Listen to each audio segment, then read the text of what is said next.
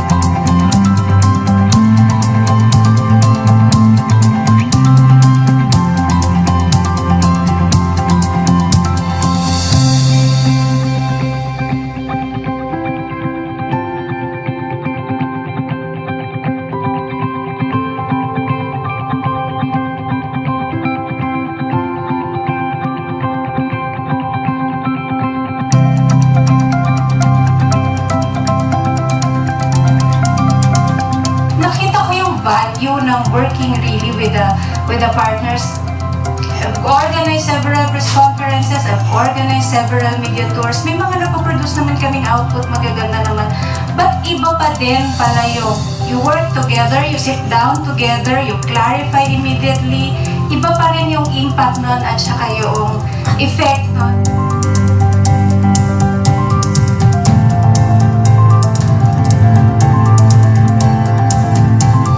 This age of disinformation, malinformation, and misinformation, government information officers and media practitioners will always have a common denominator or platform to work on. And that is overemphasizing the need for excellence in reportage, always in the training program.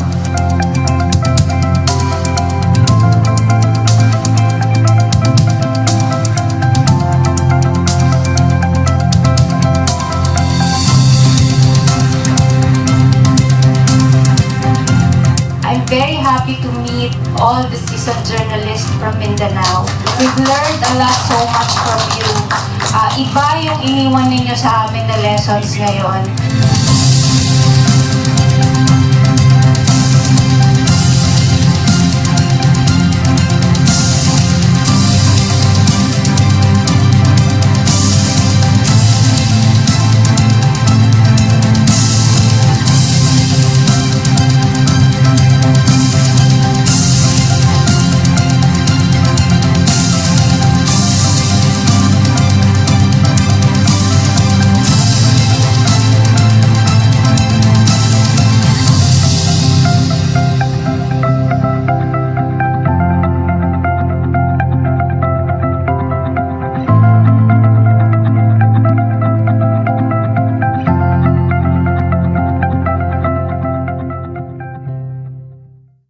This one, when you talk to the ordinary people, you see their eyes, you put a face on poverty.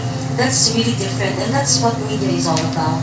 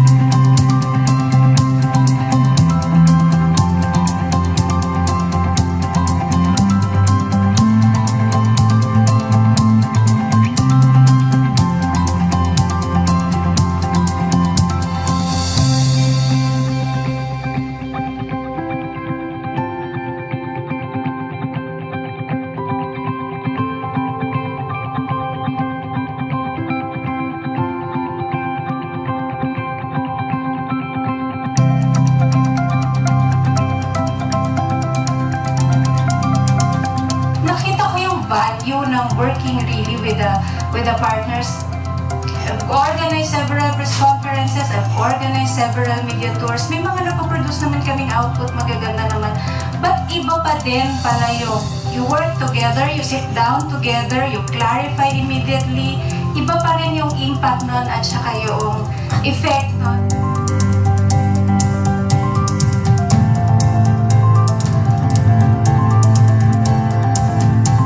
In this age of disinformation, malinformation, and misinformation, government information officers and media practitioners will always have a common denominator or platform to work on.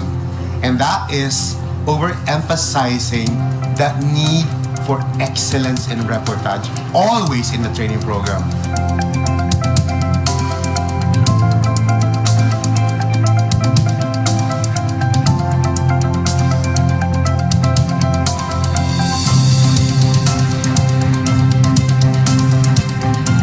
I'm very happy to meet all the seasoned journalists from Mindanao.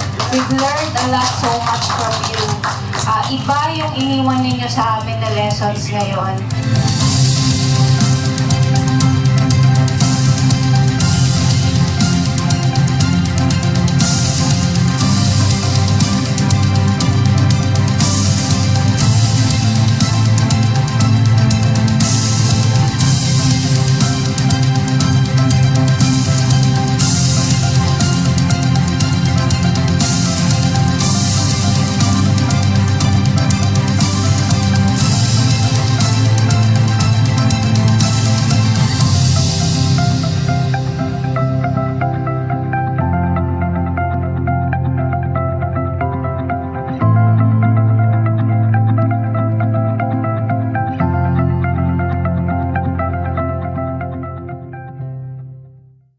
This one, when you talk to the ordinary people, you see their eyes, you put a face on poverty.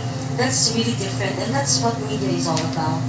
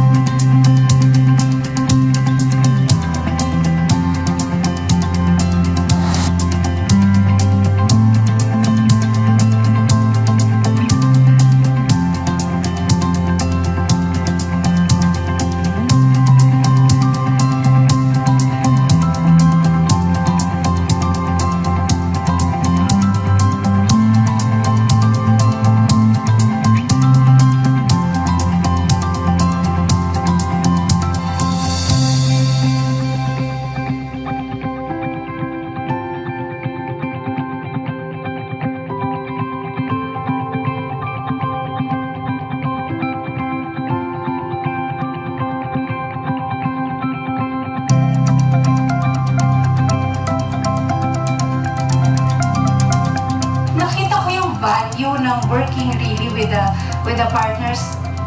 I've organized several press conferences, I've organized several media tours. May mga napoproduce naman kaming output, magaganda naman. But iba pa din pala you work together, you sit down together, you clarify immediately. Iba pa rin yung impact nun at saka yung effect nun.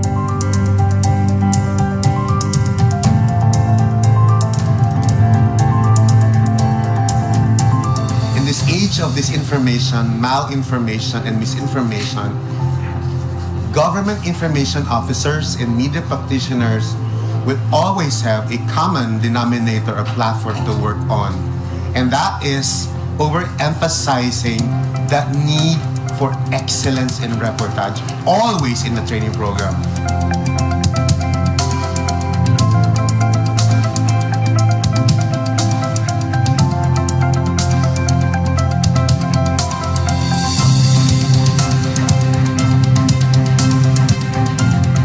Very happy to meet all the seasoned journalists from Mindanao. We've learned a lot so much from you. Iba yung iniwan ninyo sa amin na lessons ngayon.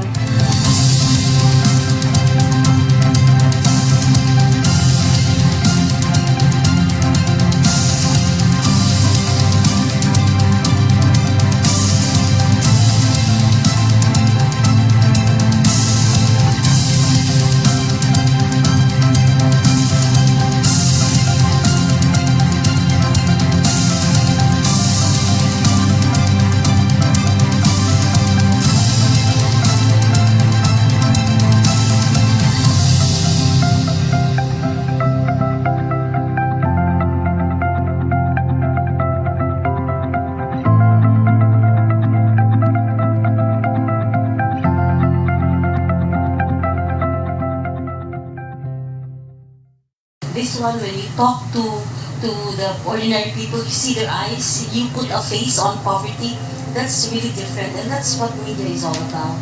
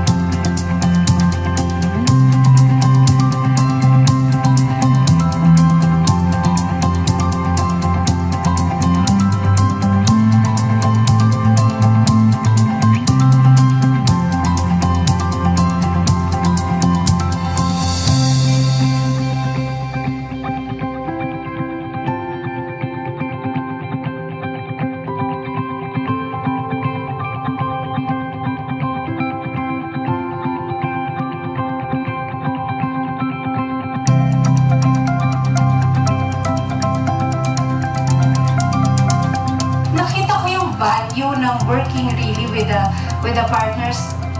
I've organized several press conferences, I've organized several media tours. May mga napoproduce naman kaming output, magaganda naman.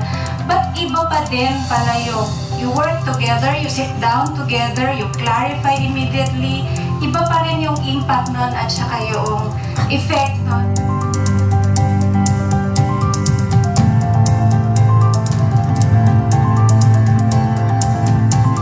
In this age of disinformation, malinformation, and misinformation, government information officers and media practitioners will always have a common denominator or platform to work on. And that is overemphasizing that need for excellence in reportage, always in the training program.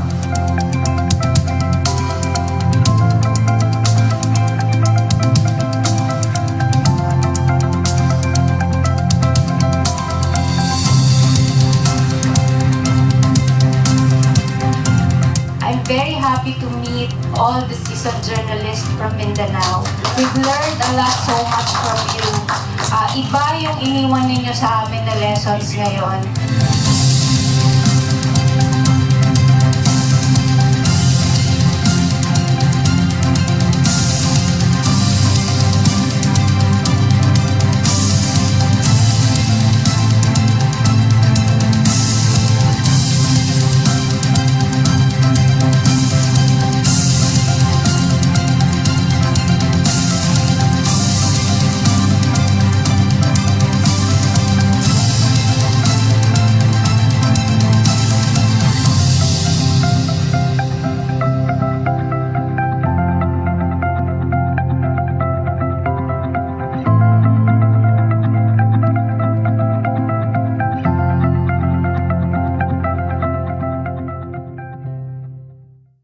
This one, when you talk to the ordinary people, you see their eyes, you put a face on poverty.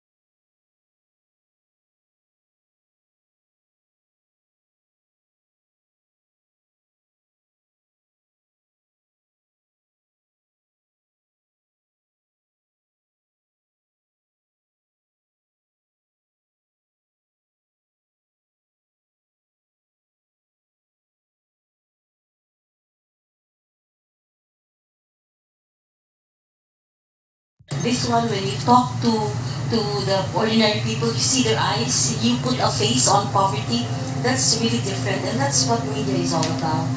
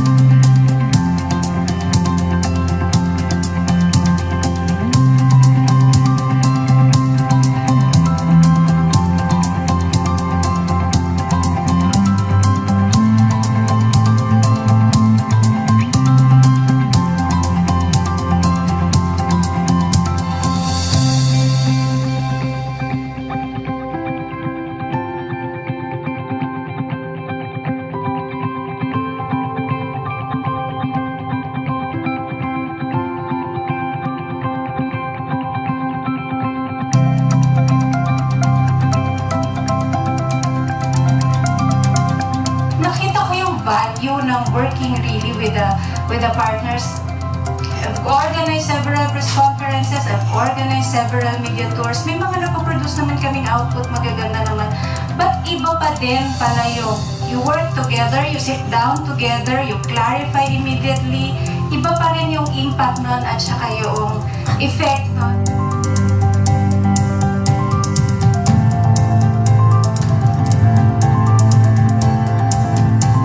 In this age of disinformation, malinformation, and misinformation, government information officers and media practitioners will always have a common denominator or platform to work on.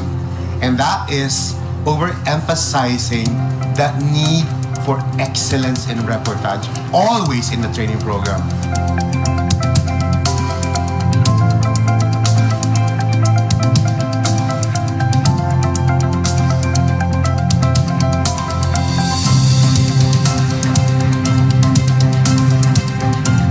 I'm very happy to meet all the seasoned journalists from Mindanao. We've learned a lot so much from you. Iba yung iniwan ninyo sa amin na lessons ngayon.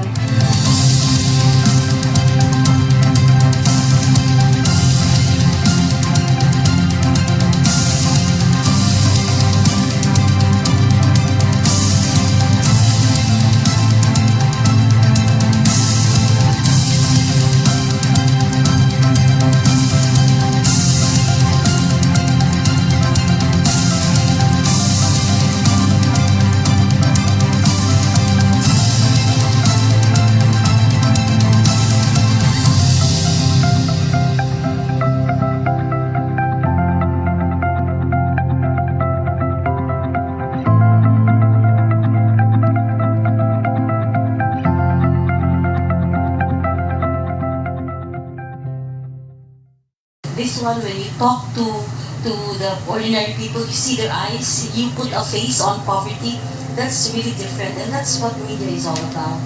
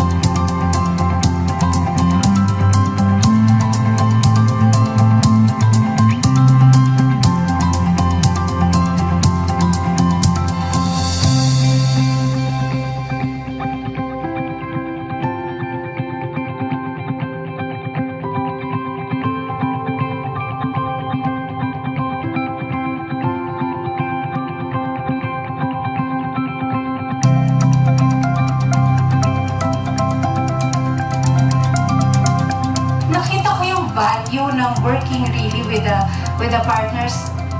I've organized several press conferences, I've organized several media tours. May mga napoproduce naman kaming output, magaganda naman. But iba pa din pala yung you work together, you sit down together, you clarify immediately. Iba pa rin yung impact nun at saka yung effect nun.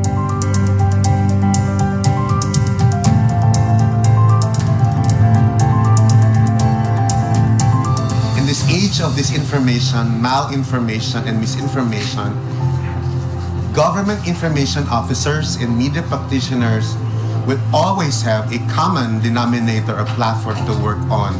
And that is overemphasizing that need for excellence in reportage, always in the training program.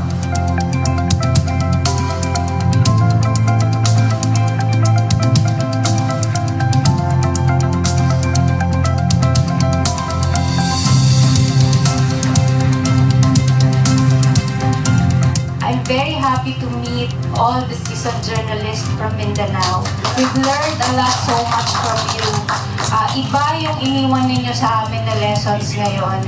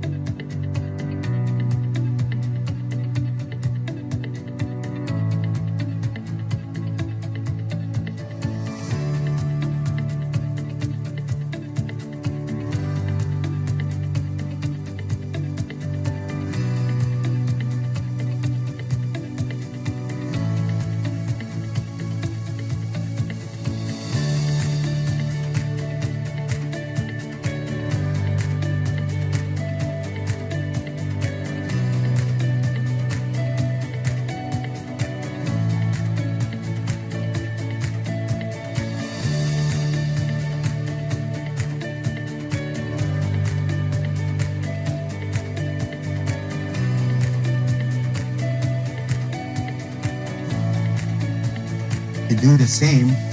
Initially, as we start the program, I'd like you to show your faces, turn on your videos or camera para makita natin yung mga mukha, especially those who are first-timers in a PPI activity. Can we just show your faces? Please show your faces, please. A proof of life.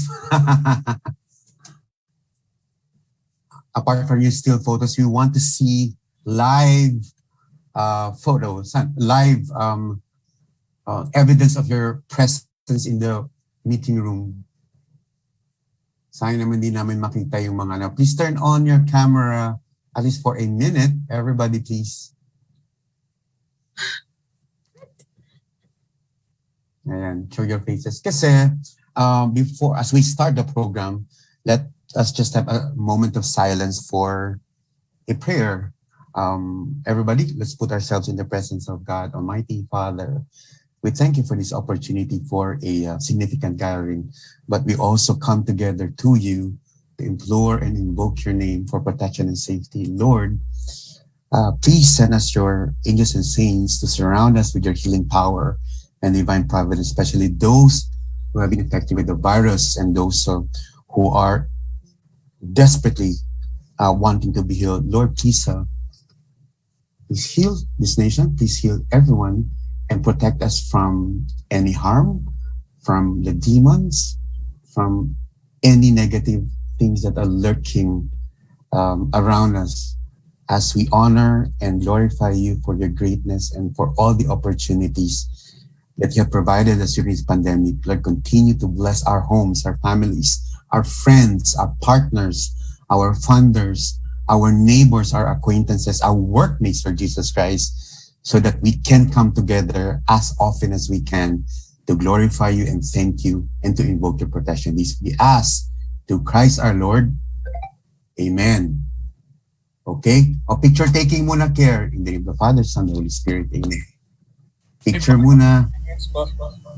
Habang kompleto. Although si Care naman, nagpipicture talaga yan. Ayun. Bye. Maraming salamat. Thanks everyone. You cannot turn off your camera para hindi naman mag-consume ng malaking bandwidth. Baka yung iba nyo, basta you're using data. So malaking consumption din yun. But we really thank everyone for joining us today in the meeting room as we present to you a launch. I called it a landmark research study because we never did anything like that. Hopefully, it's going to be a learning experience for PPI as we move forward to taking on out-of-the-box activities in the future.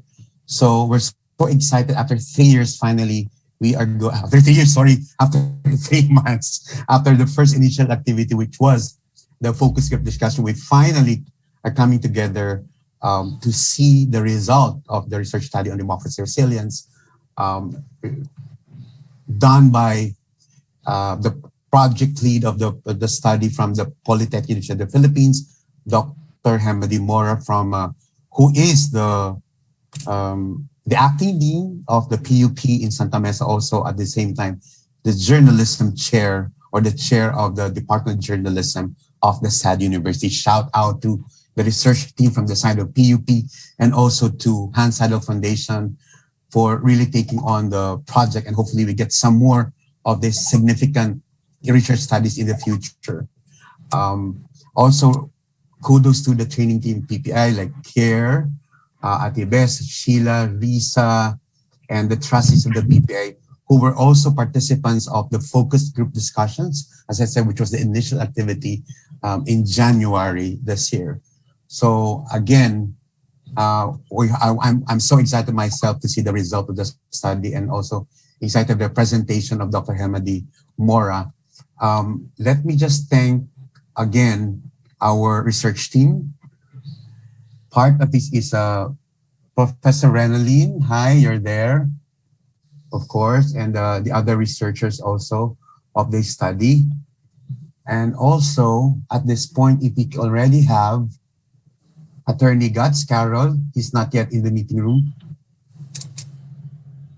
Wala pa rin, no? He's already in, Ariel. He's already, okay. Yes. So again, it took 3 months for the research team to finish the entire study. with the assistance of Hans Adolf Foundation, which we just called, and profusely thanking again Hans Adolf Foundation for this project that we just called. The resident representative of Hans Adolf Foundation to the Philippines, Attorney Goetz Heinicke. Hi Goetz, how are you? Hi, Good Ariel. afternoon. Good Good afternoon to you. afternoon. Hi. I hope you're well. I hope you're safe. Yes, Keep safe. yes.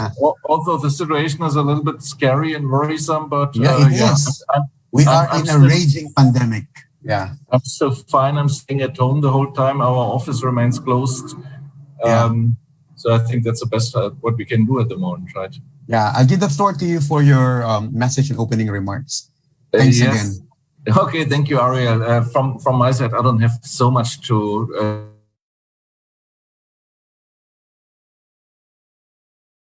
We were able to look a little bit into it, and it's really for us, it's highly interesting. So I want to congratulate all the researchers. I want to congratulate the POP, the PPI for this excellent work. I'm more than excited to listen this afternoon what we will hear and what we will find out.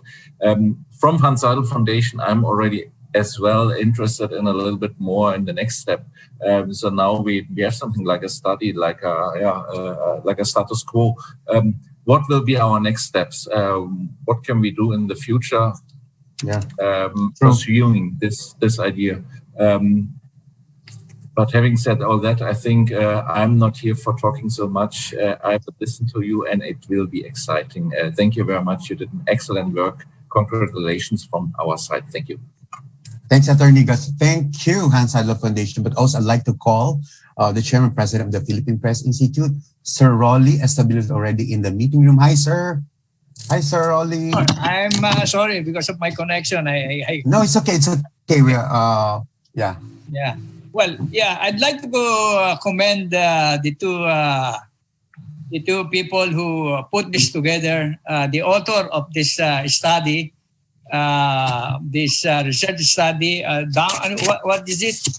Democracy, resilience, and media literacy amid the pandemic. This is very timely theme for this workshop, and I hope we'll learn a lot from your research.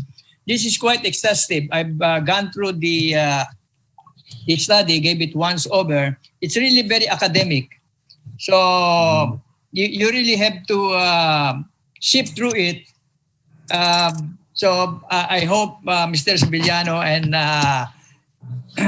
the lead author, Dr. Hemmady Mora, the chair of the Department of Journalism, PUP, will be able to help us really understand the entire process. But on the whole, it's really commendable that you have this insight, giving us the opportunity to go deeper into what's going on amid this pandemic. It's the participants who made this possible, especially those from Visayas, Mindanao, and Luzon. They were able to give us their inputs, and it's all in this study. And I hope we'll be able to gather more in the discussion in making this study more relevant to what's going on right now. Yeah. So, well, this democratic process involves a lot of doing. It's not just you have to walk the talk, as they say. So what we will be able to learn here, we must be able to exercise and put in execution. It will not be much of use if we just keep discussing these things without really implementing and go out in the field and make this really felt by our constituents and our readers. So it's incumbent on the journalists themselves to be an active participant and not just merely be a bystander in commenting on all these things. So I'd like to again commend the two lead writers here, Mr. Sebellino and Miss Mora, for this really in-depth study. I hope in the next few weeks, in the next few minutes, we'll be able to hear you more deeply in explaining all these things to us. Thank you very much and have a productive afternoon. Thank you very much, Chairman. I absolutely agree with you when you said that we need to talk, to walk the talk, because the repercussions is that we can just talk and talk. I think on the side of the PPI, we started with the voter education already, and this particular study has something to do with it, because when we initially thought of the voter education scholastic press outreach program, we also thought of including the study as a segment in the voter education program. And I think for the most part of it, really, as the chairman said, PPI wants to see the result, not only the result, but I think moving forward what we can do in relation to this research study, because hindi po magiging significant ang isang study kung wala po. I said this many times already. I said this during the focus group discussions that what will make this a significant study is when we are supposed to do something about it, meaning what it takes to have activities after this, etc., para mas maging significant, or para mas magkaroon pa ng madami, hopefully, mga research studies na significant, mga gamit ng journalists or ng media institutions. Having said that, actually, full acknowledgement to Dr. Mora, Chairman, because she's basically the writer. So I'm just part of the team coordinating, etc. But before we publicly present, because this is like an initial presentation of the study, we're supposed to edit it, a second look for editing ng study before we, post it on the website, etc., etc. But this time it's going to be a limited engagement, just so everybody in the meeting room gets to see the result of the study initially. Yeah. Okay. Okay, we're now excited to present you with a further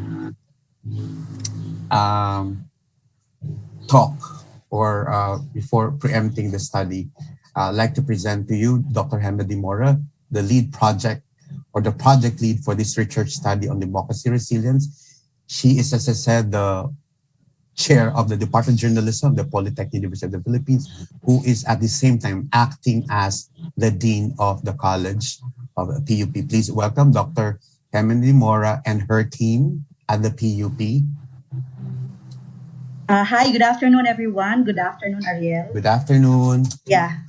I just would like to inform everyone that this study is born from a burden, a burden from the heart. So, nag-umpisa po ito na nagkwentuhan lang talaga kami ni Sir Ariel. And while we were, talking to each other, we saw the need to really push with this study. So this afternoon, I really would like to speak from the heart. I don't want to sound so academic din po, because I understand that we are not from the academe.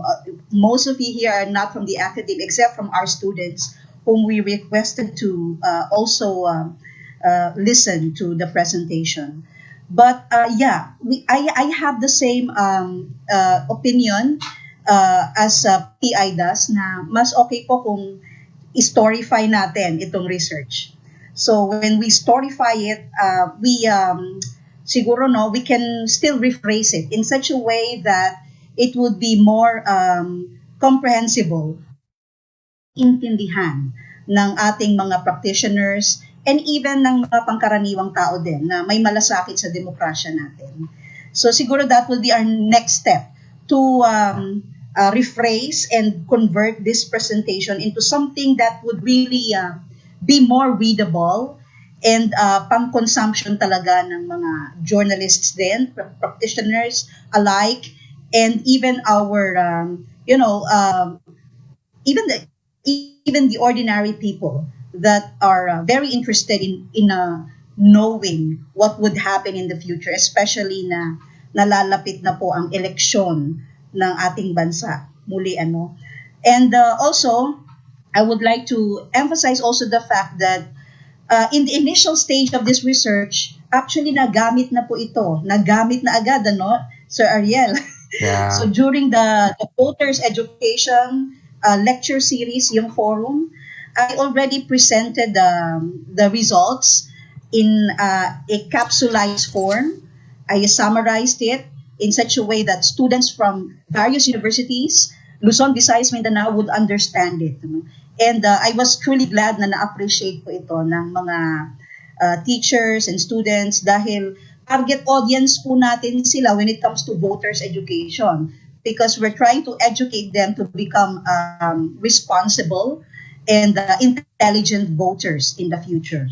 But I think I've overheard then Sir Ariel saying na aside from democracy resilience, kailangan maging COVID resilient din yata tayo.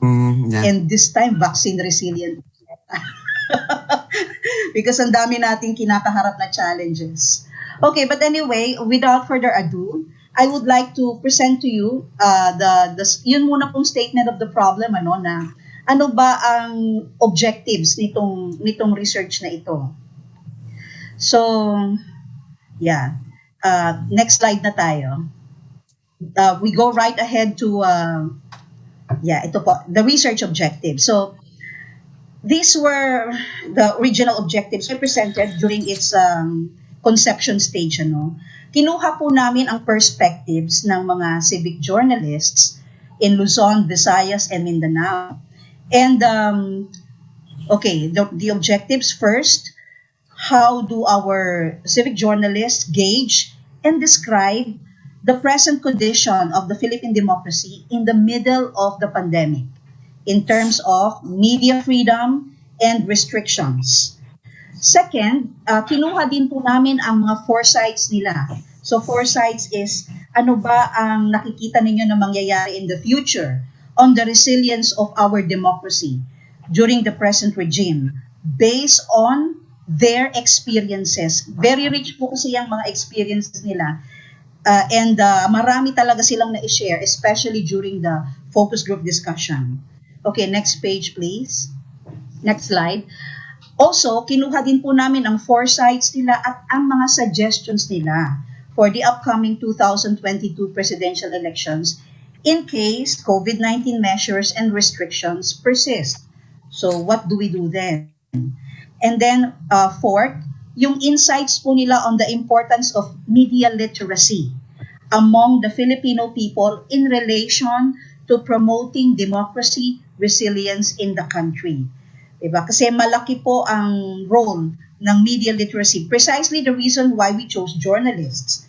Diba? Kasi isa rin po ito sa mga isinusulong na advocacy ng mga media men natin. That is media literacy among our people.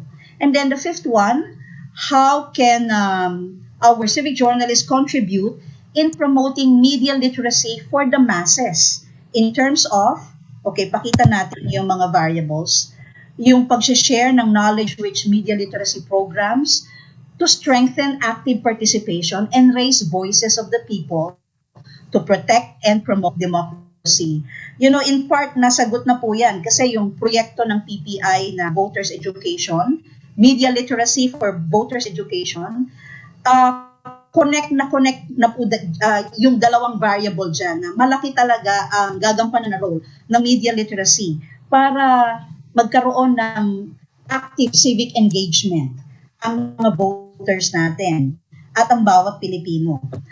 Next is carrying on continuous and proactive assessment to influence on the shaping of perceptions, beliefs, attitudes towards enhancing the democracy. Next is how they introduce visual communication channels to gather needed information equally to minimize the marginal from which to poor scenarios. Without journalists and practitioners realizing it, you are also teaching. Hindi nyo lang po alam, pero kayo po ay nagtuturo din sa mga tao with the platform that you're using and with the audio visual communication channels that you are introducing. Indirectly, you are already teaching media and information literacy to a lot of people, especially sa mga consumers po, sa mga news and public affairs consumers ng inyong mga establishments. Next is discerning misinformation, disinformation, and malinformation. So kasama din po yan na isinaproyekto ng PPI sa kanyang lecture series. And then how to fact check and teach others to do the same. And lastly, teaching the importance of media literacy in enhancing democracy and also as a tool for lifelong learning. So lahat po ng ito ay nasagot namin through the methods that we use. We use the mixed methods. Kami po ay gumamit ng qualitative and quantitative both. And I will be presenting the results for the qualitative. It's really very interesting, But before I present to you the results, pupunta po ako dun sa background muna. Background and a little bit of review of related literature. But in a nutshell, okay? So I don't want to bore you and to give you so much details. But basically, kung kayo po ay umattend doon sa Voters Literacy Forum na isinaproyekto ng PPI, ito po ay diniscuss ko na rin doon. But dadaanan ko na rin po kasi ito mismo yung background and RRL nito pong study na to. So we talk about democracy resilience. Alam nyo kapag nag-Google po kayo or ginamit nyo yung Google Scholar at tinype nyo yung term na democracy resilience, you will be bombarded with so many studies. Kasi marami na pong gumawa ng democracy resilience studies abroad. Especially amid the pandemic. Kasi issue po talaga ang democracy resilience in the middle of the COVID-19 crisis. So, while I was researching, I happened to encounter this term, and it really struck a chord in my heart because I, for one, am an advocate of democracy in the Philippines. And so, nung nabasa ko po yung isang related research, as I said a while ago, I had this burden. Okay, how can I contribute? What can I do? What can we do in order to help our country maintain its standing as a democratic nation? Siyempre, wala naman po may gusto sa atin na mawala yan. We want to maintain our democracy even though dumadaan tayo sa crisis. Okay, so many countries worldwide have witnessed impositions, unprecedented restrictions. Alam na po natin yan. Okay, gusto ko pong i-present yung introductory video namin para ipakita itong sinasabi po namin na freedom of movement, right to privacy, military intervention. Can we here, do you have a copy of the video that I sent? Sige, panoorin lang po natin tong intro video, Yes, which has something to do with this restrictions, this democratic freedom restrictions that we are experiencing. Can we have it now?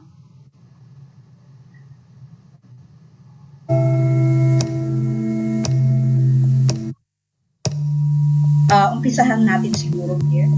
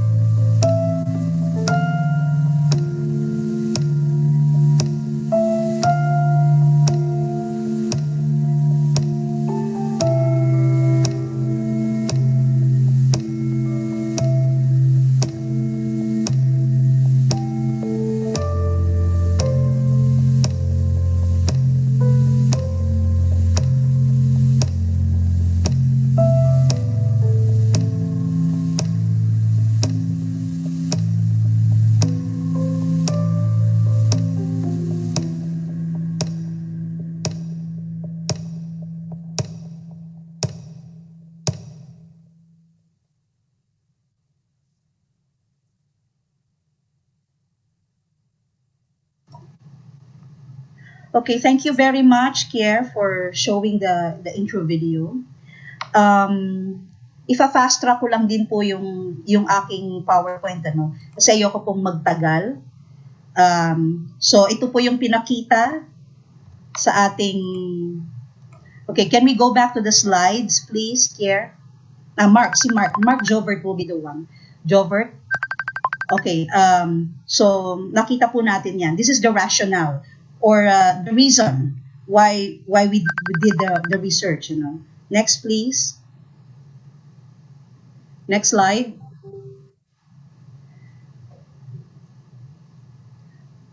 Okay, so of course, alam ko po na kapag ako nagtanong dito, sa gitna ng pandemic, gusto mo ba na nakatira ka pa rin sa isang demokratikong bansa? I think I will get a unanimous yes. Diba? So that is why we're all gathered here because meron po tayong common goal to preserve our democracy. And why do we want to be in a democracy? Because merong transparency, pwedeng makriticize ang mga opisyal for concealing information like what's happening now, ano? Concerned tayo kung bakit hindi nagpakita ang ating Pangulo sa kanyang State of the Nation address. Is he really well? Is he sick? Now, if he is sick, we deserve to know it. Dahil yan po ay guaranteed sa batas natin. Karapatan nating malaman kung nasa mabuting kalagayan at kalusugan ng ating Pangulo. At hindi dapat ito pinananatiling sikreto o lihim sa bawat isa sa atin. May karapatan tayong malaman. And of course, ang isang democracy creates an additional layer of protection para sa atin. We want to be protected. And that is why we want our democracy to be really resilient. And talagang pumapayag naman tayo na mabawasan ang ating mga karapatan. Pero alam natin kung hanggang saan. At hindi rin tayo papayag na sobra-sobra naman. And talagang wala na sa lugar, di ba? So, we have witnessed other nations, ang mga kapitbahay nating, mga karatig bansa natin, like what happened in Myanmar, na nagdeklara na, di ba, ng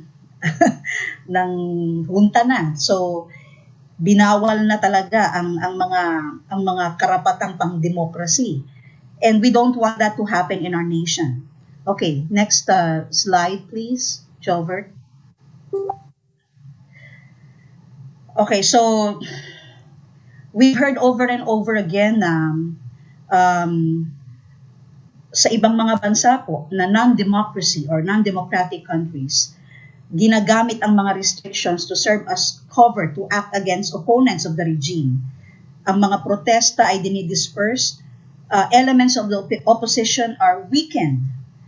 But then again, are we experiencing the same in our country? Kaya po nating sagutin lahat yan. Pero hindi po dapat ito nangyayari. So again, payag tayo na mabawasan ang ating mga karapatan for national safety and security. Pero sana naman, itong mga ganitong imposition ng restriction ay hindi magamit para sa mga political na interest, which counter the democratic, the stable democratic tradition that we have. Okay, next slide, please. The term democracy resilience is connected to the term societal resilience. So as you would see, ito po ay definition of terms at napakahalaga po na kapag tayo ay nag-aral, naiintindihan natin ang mga variables na inaaral din natin. So we know that ito po, societal resilience. Talagang nauso ngayon yung term na resilience. Ano? Gamit na gamit siya. Well, because we are full of challenges. That is why kapag nandyan yung term na challenge, hindi pwedeng mawala yung term na resilience. Because it's the medicine or ito yung ito yung counter agent para sa mga challenges. So societal resilience expresses the capacity of a system to respond flexibly to a severe disruption or disaster in accordance with its magnitude and severity of its consequences in order to contain the damage and the inevitable decline of the system's functionality and to bounce back rapidly to its normal entity structure and conduct. Okay, and then democracy resilience evolved from the concept of societal resilience and seeks to examine the conditions under which democracy can properly deal with disruption or disaster. So it's the same thing, na kapag dumating ba ang challenges, ang crisis, kaya ba niyang mag-bounce back to its normal condition? So it's the same thing with democracy resilience. Okay, next slide please. So, napakahalaga po. A democracy qualifies as resilient if its attributes of, I've already mentioned this in the past, recovery, flexibility, adaptation, and innovation are capable of addressing complex challenges and weathering and responding to the crises that affect its survival or durability and its overall quality and performance. Ito po ay bahagi ng related literature ng ating study. So it's really very important that when you study about democracy resilience, alam mo yung mga attributes, yung qualifications. So it's very interesting, if we are asked this question. Kung kayo po ay tatanungin, ginawa na po namin ito in the previous lecture series ng PPI, and we've been asking students. Siguro at this point in time, maganda po na tanungin din namin kayo. Hindi na, okay, we had a pattern. Merong pattern, na halos pare-pareho yung pattern na nakuha namin nung tinanong po namin ang mga estudyante in Luzon, Visayas, in Mindanao pertaining this. So we asked them, gaano ka-resilient ang Philippine democracy sa pangkasalukuyang krisis sa palagay mo? In terms of what? Ito po, yung minention natin in terms of yung pangkabuuan, recovery, flexibility, adaptation, and innovation in responding to this challenge, itong COVID-19 challenge natin. What do you think would be your answer? Diba? So, maganda na tanungin din po namin kayo. We don't know kung anong magiging sagot nyo. Pero Ariel, would you like us to ask them? Yeah, sure. We'll do the same rule here. You can So flash if we are to ask you at this point in time, being an audience to this presentation, kayo po, how resilient is the Philippine democracy in the present crisis? Again, in terms of its ito pong qualification niya as mentioned here, in terms of its recovery, flexibility, adaptation, and innovation, in a nutshell, yung kabuuan. No? So, gaano ka-resilient ang democracy natin sa pag-respond sa complex challenges na dinadanas natin ngayon? So, what is your answer? May template na tayo niyan, Ariel. Yeah. So, go ahead and answer while I continue to talk. Okay, next, Jobert, next slide. Please feel free to, quantify and measure your answer. May scale po kami dyan. So, dito na po tayo papasok sa media and information literacy, media literacy, to put it quite directly, no?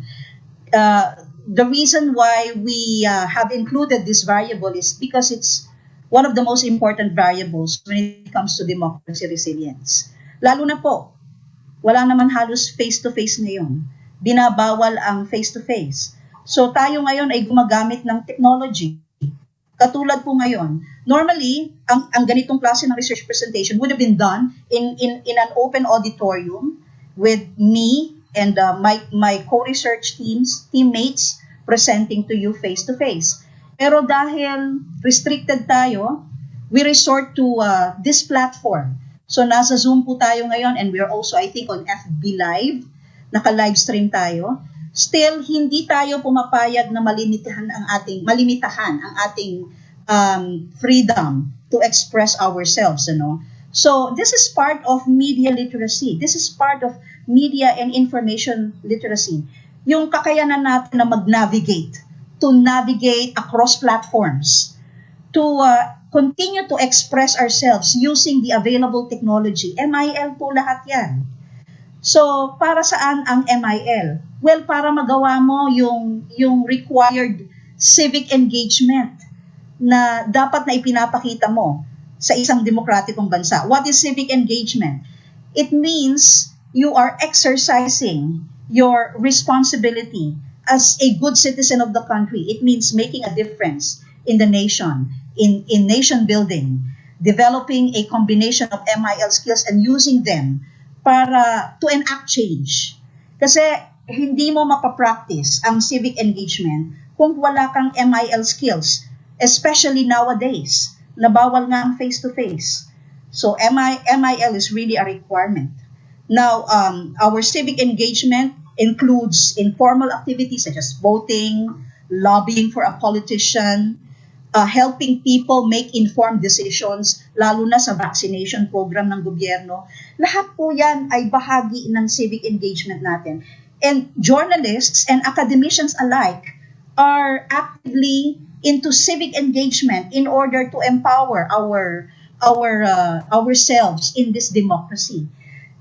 Ini-empower pa rin po natin sa paraan na kaya natin.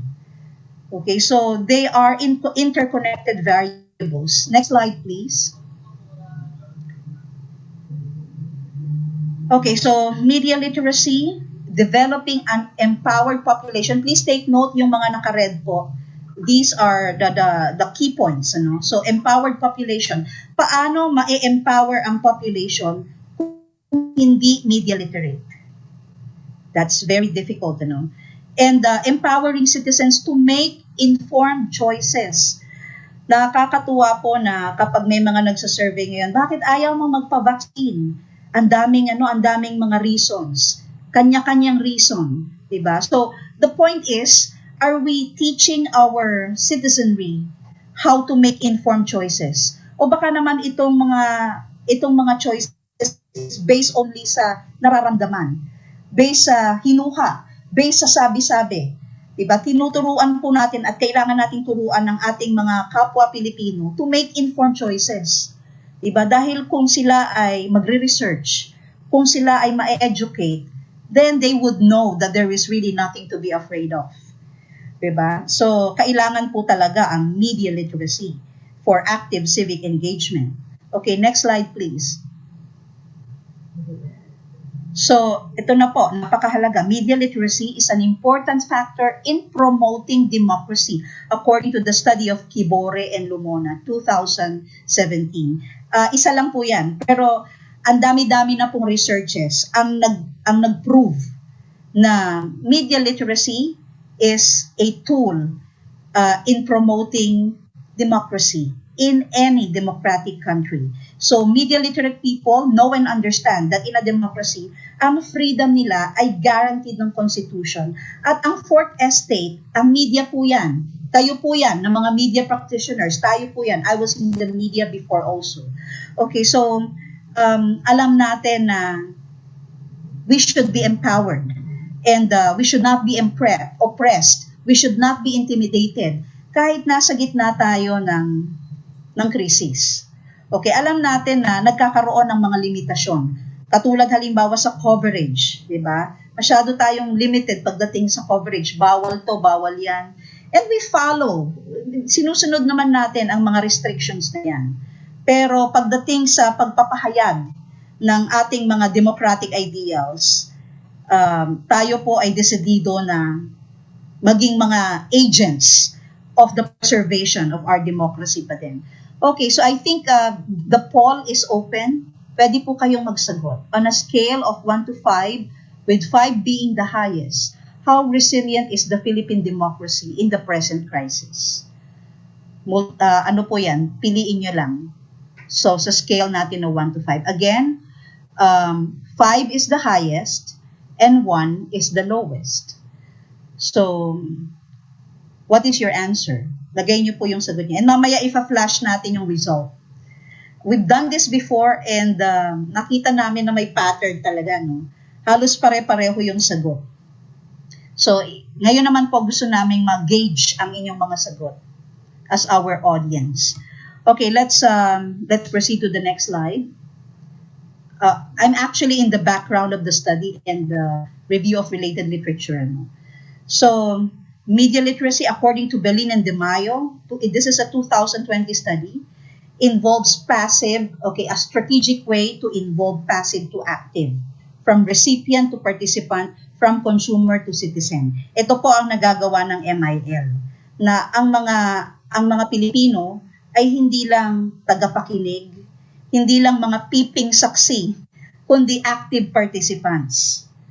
Okay, and then the challenges posed by the need for mass surveillance, economic crisis, nasa second wave na po tayo ngayon actually, suggest that the resilience of democratic regimes cannot be taken for granted. Nag-conduct po ako ng initial poll sa mga estudyante ko. Sino dito ang naniniwala na matutuloy ang eleksyon this coming in the upcoming year? And marami po ang majority said yes. Pero mas maganda po na gumawa rin tayo ng study, yung readiness natin for the election. We wanted to push through, but are we ready? Napakagandang study po nun. Ayun, may sumagot, I have my doubts, sabi niya. Well, we do have our doubts also, pero mas maganda po na research based, yung pagkunan natin ng sagot dyan. Kasi up to now, medyo parang we are groping in the dark. Paano na to? Paano na yan? How do we go about this? How do we go about that? Even ang media coverage, paano i-cover ng media ang election? How do you go about that with all these restrictions? Napakagandang study po niyan. Kung merong mag-i-initiate na gumawa niyan, I salute. And if I could join forces with you, I would. Diba? So, actually, isa po yan sa recommendation namin na may mag-conduct ng study about our readiness for the election. Okay, next please, next slide. Okay, I'm here, no? I'm about to present to you the results. So I will be discussing the qualitative, and mamaya po my colleague, which was also an assistant to this research, she acted as a research assistant also, a faculty research assistant, will be presenting the quantitative. But first, I'd like to present to you the qualitative results. So ito po yung result ng focus group discussion na ginawa namin sa ating mga civic journalists from Visayas, Luzon, and Mindanao. So these are the Asian codes, okay? And the research findings. Isa-isahin po natin yung research findings. Number 1, the pandemic is being used by people in power to control the public and the 2022 election. Isa po yan sa mga lumabas na findings. Okay, next. Na ang demokrasya is, the biggest issue is sa isang democracy, sa atin po, sa Pilipinas in particular, ang biggest issue daw ay manipulation ng public information, which we are already experiencing. Third one, that ang media daw po ay restricted and threatened. Okay, this is based on experience. Wala po rito hinuha. Ito po ay karanasan mismo. First-hand experience of our civic journalists from Luzon, Visayas, and Mindanao. Merong restrictions at merong threats. And most have expressed fear and frustration. Naku, naalala ko yung fear na yan during naramdaman ko po yung fear na yan while listening to the views of our journalists, civic journalists. Hindi ko lang narinig from my very ears, kundi naramdaman ko din. Like there were journalists who said nag-cover sila ng mga conflicts, ng mga wars. But COVID-19 is something else. Ibang klaseng digmaan ito. And I remember that particular journalist saying, iba ang COVID kasi hindi mo nakikita. Well, at least sa isang physical conflict, nakikita mo ang mga kalaban. Diba? Kung nasa gitna ka ng isang digmaan or isang war, kita mo lahat yung magkabilang kampo at nakakailag ka. Pero in terms of what we're experiencing, itong health challenge natin, hindi mo nakikita ang kalaban. So even our journalists are feeling this sense of fear and may mga anxieties. And yung iba meron din mga depressions. Okay, next please. So, fourth, the media's role as watchdog is crucial with propaganda spreading in social media. Okay, so nanggaling po mismo sa ating mga journalists na grabe na ang propaganda sa social media. Number 5, that public trust in media and government is affected with various dichotomous contents in social media. So, hindi na rin alam ng publiko kung sino ang pagtitiwalaan. They are torn. They are torn sa kanilang public trust sa media and government dahil sa infodemic at dahil sa content ng social media ngayon na naa-access na rin po ng masa. Number 6, that the public needs to be more critical with the media restricted and the government's manipulation of information. So dito po, nandito yung assertion na the government itself is manipulating public information. Okay, lumabas po yan sa results. Number 7, that media and the public should be vigilant of human rights violation. Na hanggang ngayon usong-uso pa din, di ba? Kamakailan lang po sunod-sunod na balita na yung mga lumabag sa curfew, hindi sila namatay sa COVID. Namatay sila dahil nabugbog sila. Yung mga ganitong insidente po So, dapat mas vigilant tayo sa ganito. If we are to protect human lives, hindi naman dapat maging dahilan ang paglabag sa curfew para may mamatay. Mga ganitong bizarre happenings in our country. Number 8, that democracy resilience is continuing to speak against abuses in power, in human rights violation, and curtailing propaganda and false information. Okay, next slide please. Nawa po ay huwag kayong magsawa at I hope that you would find these research results very interesting. Now, on media literacy research findings, number 1, that media literacy has to be an institutional advocacy, not just a personal advocacy. And I'm really glad na lumabas po ito as a result because we in the academe are into this advocacy.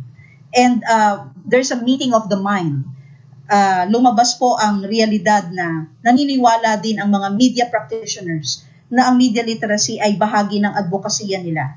And so we partner, the academe and the media industry partners in educating the public for media literacy. And that media literacy is crucial in fighting propaganda and false information. The popularity of social media, especially Facebook po, has contributed in the problem of propaganda and false information. Number 4, the importance of context, research, facts, and sense-making in journalism should be observed by other content producers in social media. That even the producers are to be responsible in the exercise of its right to produce messages. Okay, next slide. Next slide po. Number 5, that there is a need to collaborate with various sectors. So ito po yung panahon na talagang kailangan nating magsama-sama, magtulong-tulong. Ang media, ang academe, ang mga NGOs in the fight against propaganda and false information. If we want to preserve our democracy. Number 6, media's job has become more difficult in dealing with propaganda and false information. Okay, according po sa ating mga civic journalists, mas mahirap ang buhay nila ngayon dahil ang mga kalaban nila ay false information. Diba? So, nakikipagkompetisyon sila sa mga perpetrators ng false information. Next, on democracy resilience naman po and media literacy. Ito naman po ang research findings natin. First, that the public needs to be able to filter information. That the media should help the public in carrying this out. Kailangan po daw nating tulungan ang public para i-filter ang information na nasasagap nila. Number 2, that media, even with restricted information and limited mobility, cannot be silenced. Diyan naman po ako saludo sa ating mga media practitioners, no? Talagang buwis buhay pero hindi natatakot. Andiyan na handa pa rin maglingkod sa sambayanan. Number 3, ito na po, red tagging, freedom of the press, and of free speech and expression, propaganda, and fake news are strong issues in democracy resilience. These are issues that we cannot take for granted, especially kung gusto po nating ma-preserve ang ating demokrasya. Okay, next slide, please. Okay, eto na po tayo sa quantitative results po natin. At this point in time, I would like to introduce my colleague in the PUP Department of Journalism. May I call on Professor Renalyn Valdez to present the quantitative results and to explain these results to our audience today. Ma'am Renalyn, are you there? Yes, ma'am. Thank you, Dean Mora. Okay, go ahead, please. Yes. Opo. So for the part of the quantitative, what we're showing you now are the three main problems. So the first one are what are the thoughts and insights of community journalists on media literacy and democracy resilience. We answered this by way of, if you remember, you answered the survey on the Likert scale, the 5-point Likert scale on strongly agree, which for the data analysis, that's equivalent to highly manifested, to strongly disagree. For the data description, it's equated to not at all manifested. So the survey that we did with the 60 community journalists as respondents representing Luzon, Visayas, and Mindanao answered the first problem. Now the second main problem is the possible link between media literacy and democracy resilience, the main two variables of the study. So we did a correlation. We made use of a Pearson correlation. It was good that we were able to ask the help of another faculty in PUP to run the SPSS for the 3x3 variable on democracy resilience, on the levels of opinion, practice, and impact, and how it's correlated with media literacy, opinion, practice, and impact. And then for the third question, for the quantitative part, what kind of relationship is operational in crisis among government, media, and society? So here, this is where we tried, of course, not we tried, but as part of our research, in terms of its scholarly contribution. So the study is anchored on MST, the media system dependency theory, and so we wanted to see how it operates. The dependency relationship among government, media, and society. How does it work? With grounded in the study. So we're able to answer that by the results that we were able to generate from the number one question and the number two question. So there you go. And for the next slide. Okay, wait. For another thing, so this is the Likert scale that we made use of. Jobert, can you go back again? So just go back to the problem of the quantitative study. So just to also clarify, like what Doc Mora said a while ago, we did the mixed method. So the type of mixed method that we made use of is exploratory sequential design. So we started with the FGD, with the qualitative, and then we tried to integrate the findings of the FGD to the study, to the quantitative part of the study. So that's exploratory sequential design. And what else do I need to explain to you before we proceed with the presentation? So there are two main variables: media literacy and democracy resilience. And under those two main variables, we tried to measure media literacy on the level of opinion, practice, and impact, along with, in the same parallel manner, with democracy resilience. So we made use of 30 statement indicators for media literacy and another 30 statement indicators for democracy resilience. So there you go. So what you're going to be seeing in the succeeding slides are the tables on democracy resilience, opinion, practice, and impact, and then the tables on media literacy, opinion, practice, and impact, and the correlation of the two variables. Jover, we can proceed with the first table.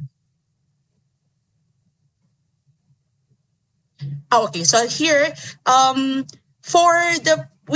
we're showing you the profile of the respondents. So according to location, we have 60 respondents from Luzon, Visayas, and Mindanao, comprising of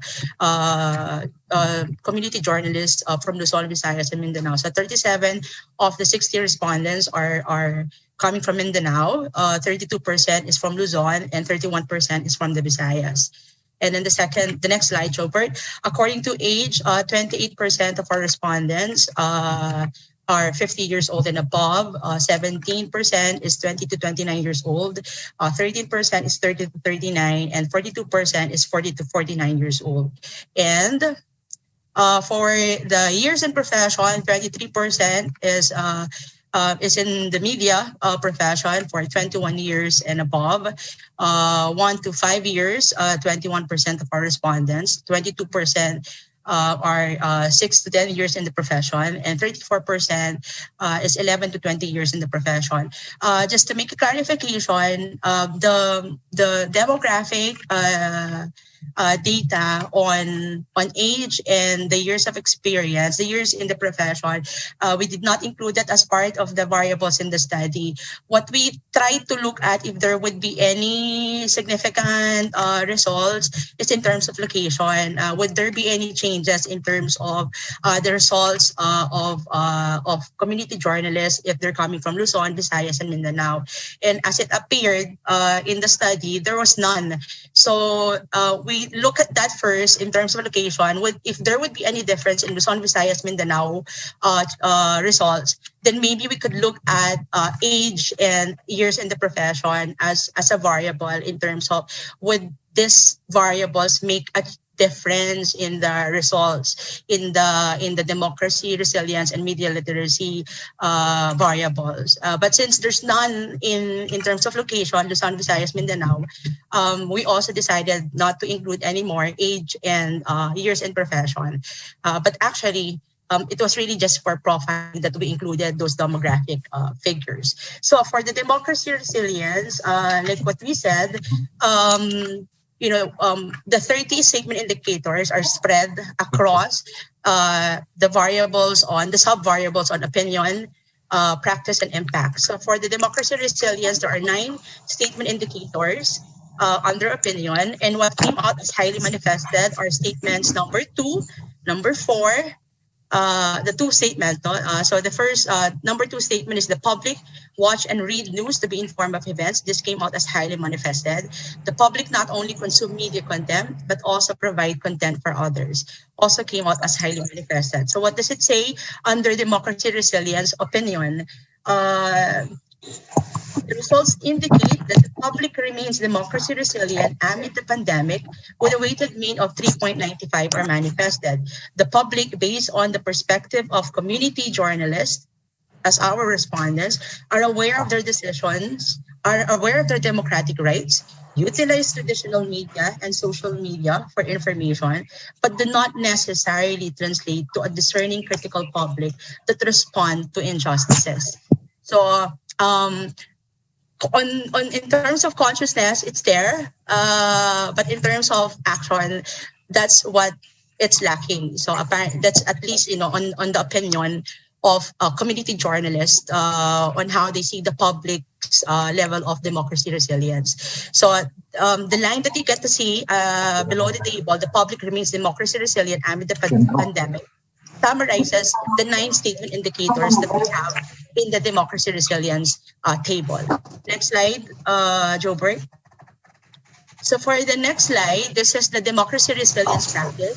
And the summarizing statement is the media remains democracy resilient in times of crisis. And these are the 9 indicators under this particular table. What came out as highly manifested are statements on, as a journalist, the more the government restricts press freedom, the more I resist control and assert people's right to information. Media remain to be a credible source of information to the public. In cases of media and government conflict, the public usually side with media. Media and journalists risk their lives to stand for the truth. The media fulfills its watchdog role, especially in a crisis. So those are the statements that came out as highly manifested in the study. Medyo may interference tayo, so I will would like to ask if you could unmute. Yeah, thank you very much. So there you go. So for the democracy resilience, what does democracy resilience practice? What does it say? The results indicate that the media remains strongly democracy resilient in times of crisis with a weighted mean of 4.23 or highly manifested. The study shows a higher level of democracy resilience in self-assessment. That is among journalists as compared to their assessment of the public's level of democracy resilience. What also came out in the study is that our civic journalists, community journalists, would rate in terms of their level of democracy resilience higher than how they would assess the public's democracy resilience. So for the next slide. This is under the democracy resilience impact. There are 12 statement indicators. Jobert, can you show the next slide? For the second part of that there, okay. So for this particular table on democracy resilient impact, what came out to be highly manifested are only two statements. These are the last two statements on with rampant fake news, it becomes all the more difficult to trust government. And media play an important role in voting literacy. So for the overall weighted mean of manifested for this table. So what does it say? The results indicate that public's patriotism, trust, and optimism depend on the public's trust in media and government, with a weighted mean of 3.92 or manifested. The survey validates the earlier generated finding in the FGD, which states that with a hostile relationship between media and government, public trust in both media and government is affected. The impact of this mistrust may translate into a more independent, critical public relying more on personal and technological means of accessing information other than media and government. So something positive came out of it. The data revealed the capacity of the public to remain resilient in threats to democracy, the media's efforts in protecting democracy, and the public's and the media's separate relationship with the government, not on a tripartite relationship, but on a parallel two-way relationship. What we get to see as very evident in the study is the relationship between public and government and media and government. The operational relationship, especially on the dependency level of media, government, and society, seem to be not that evident. Media's practice of democracy resilience is reflected on its opinion of the public's democracy resilience, but on a higher level. Media's practice and public's opinion, of course, this is based on media, our 60 community journalists, on democracy resilience are observed in impact. That is, the public's trust decreases in both the media and government with the spread of propaganda and fake information, with media biases, and with government's threats to democracy and inability to handle the pandemic. So for the media literacy, Jobert, next slide. So this is basically just to give you a graphical illustration of the summary weighted mean of democracy resilience opinion, which came out as manifested, practice highly manifested, and impact manifested. Next, Jobert. So for the next table, we have the variable on media literacy. So for the media literacy, we have 8 indicator statements that summarize media literacy upholds the truth and creates a critical public. In this particular table, what came out as highly manifested are the statements on media literacy should be understood on 3 levels: source, content, and audience. The biggest concern on media literacy is fake news or fake information. A media literate society validates information and decides based on factual, impartial information. The public should be active recipients of media content, and media content are constructed and are represented realities. So for the opinion, data reveal that media literacy upholds the truth and creates a critical public with a weighted mean of 4.21 or highly manifested. Results showed how the journalists see media literacy as an important tool for a democracy-resilient nation, with the public adhering to truth and being critical with content through more community and institutional efforts in advancing media literacy among the public. Next slide. Jobert. So for the table on media literacy practice, the summarizing statement is media and journalists individually or collectively promote and support media literacy. Under this table, what came out as highly manifested are statements on media institutions are working together to create media literacy among media practitioners and journalists. I am a member officer of advocate groups on media literacy. I support movements that promote media literacy. And institutions I work with or for have programs promoting media literacy. So here we get to see statements showing us or measuring the level of actions and initiatives and efforts of community journalists on media literacy. So for practice, data revealed that media and journalists individually or collectively promote and support media literacy with a weighted mean of 4.15 or manifested. Results show that community journalists engage in activities that promote and advance media literacy among the public, and that the importance of media literacy for a critical society is actualized in their works in media. So we're able to see how that that the community journalists, our civic journalists, are actually doing their role in not just promoting but really working for a media literate society. So by starting on their level. So for the impact, next slide, Jobert. So for the media literacy impact, we have, I think, 12 statement indicators. So for the first part, what came out, for this first part of the table, what came out as highly manifested are the statements on misinformation, disinformation, and malinformation reduce media's credibility to the public. Lack of media literacy adds to the confusion of the public. With rampant fake news, the public finds it difficult to determine news from propaganda. Next slide, Jobert. So for the next slide, this is the second part of the table. As you could see, all the remaining statement indicators under the media literacy impact came out to be highly manifested. And these are on media content shapes public perception. A media literate public make informed political and voting decisions. Media literacy allows the public not only to learn from media, but also to be sensitive to manipulation, even if the manipulation comes from the media. Media literacy allows for dialogues between and among sectors in seeking ways to understand and resolve issues, and media literacy develops and increases civic participation. So for the impact, data reveal that media literacy affects the type and level of political participation of the public with a weighted mean of 4.26 or highly manifested. Results reveal that media's strong belief in the value of media literacy in fighting propaganda and fake news and in increasing the public's engagement in national affairs, especially in democracy issues.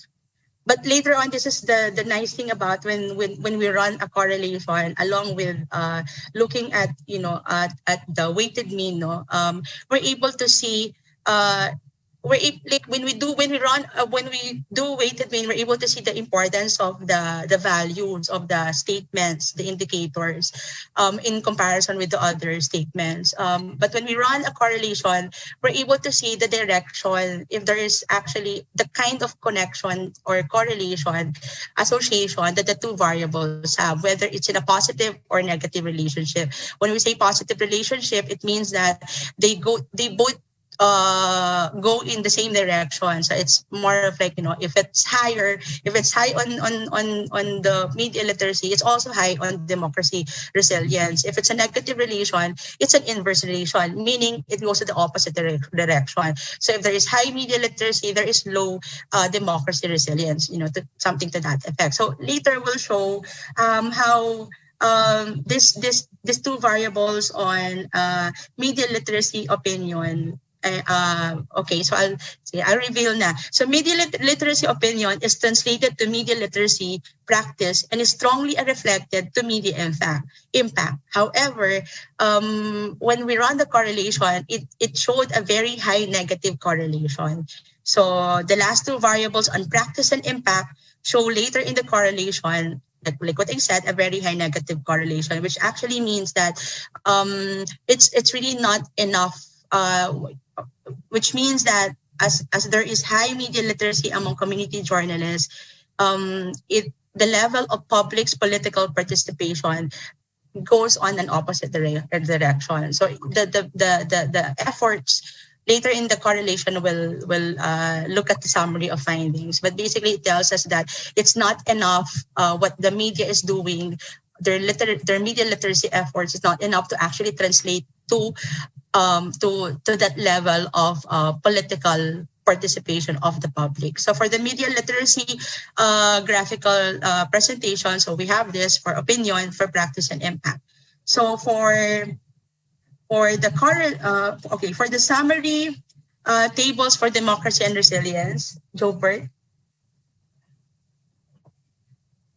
Next table. All right. So this is now the summary comparison for democracy, resilience, and media literacy. What we did also in the correlation is we run this variable, the 3x3. So we decided to look at to run the correlation of the grand weighted mean and not do a correlation of the 30x30 statement indicators. But later, we'll talk more about that. So for the summary comparison for democracy, resilience, and media literacy, so media practice of democracy resilience is reflected on its opinion of the public's democracy resilience, but on higher level.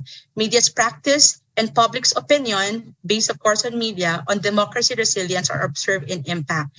The public's trust decreases in both the media and government with the spread of propaganda and fake information, with media biases, and with government's threats to democracy and inability to handle the pandemic. I'm just summarizing what we have mentioned a while ago. Media literacy opinion is translated to media literacy practice and is strongly reflected in impact. ML stands for media literacy practice and ML impact. So ML practice and ML impact later in the correlation have shown very high negative correlation, which means that the journalist actions are not enough to make an impact in media literacy and political participation of the public. Opinion on democracy resilience and media literacy have a weighted mean of 3.95 and 4.21 respectively, manifested and highly manifested. In that, these are two statements. The public remains democracy resilient amid the pandemic, and media literacy upholds the truth and creates a critical public.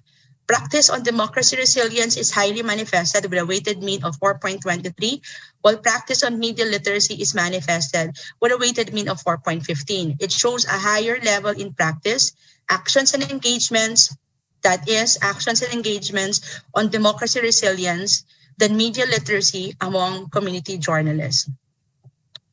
Impact on democracy resilience is manifested with a weighted mean of 3.92, while highly manifested on media literacy with a weighted mean of 4.26. It shows a strong call for the advancement of media literacy in maintaining a democracy resilient nation. Next slide. Okay, so this is the graphical presentation of democracy resilience and the media literacy. Next slide. So for the correlations, let me just explain to you the numbers. What we have highlighted here are those that have very high correlation. So for when you look at the correlation table, no, the 0.76 to 0.99, that's very high correlation. 0.51 to 0.75, that shows high correlation. So what we have just highlighted here are those correlations that have very high correlation and high correlation. So these are on the following, okay? So if you look at it, no, so you have DR opinion and DR practice, with a 0.94 correlation. DR practice and DR opinion, DR impact and DR opinion, ML impact and DR opinion. So this is only on a 3x3 correlation table. So imagine, like you have democracy, resilience, opinion, practice, impact, and then you have media literacy, opinion, practice, and impact. So imagine if we run a 30x30 correlation on the 30 statement indicator. So we're able to see even more correlation on those specific indicators. But what me, the reason why we also did not run the 30x30 correlation anymore, it's because when we look at the condensed version, the weighted mean version, what appears to be of significant value is the relationship of DR impact and DR practice. So what is really with a 0.02 level of significance, the p-value of 0.02, that's on DR practice, democracy resilience practice, and democracy resilience impact. So we're able to see that very high positive correlation on the two. And the rest, which actually have very high correlation and high correlation and negative correlation, are of no, well, if we're going to probably not use the 0.05 in level for significance, then but of course what is the popular and what is accepted, I suppose, is the 0.05 level of significance for the p-value. So if we're gonna look at this, it's DR practice and DR impact. So maybe what we could do next would be to actually run a correlation table if we would like to see the 30 statement indicators that have positive or negative correlation between democracy resilience impact and democracy resilience practice, because it appears to be of 0.02 of significant value. So maybe just so it doesn't get to be too confusing with this number. So what I would, okay, so in summary, but later on we're gonna be going back to the summary table. So at least you'd remember what are those statements that would represent DR opinion, practice, and impact, and then ML opinion, practice, and impact, and how these statements are actually correlated. Knowing now that we've run the correlation, it tells us already. Okay, so this is how they're correlated.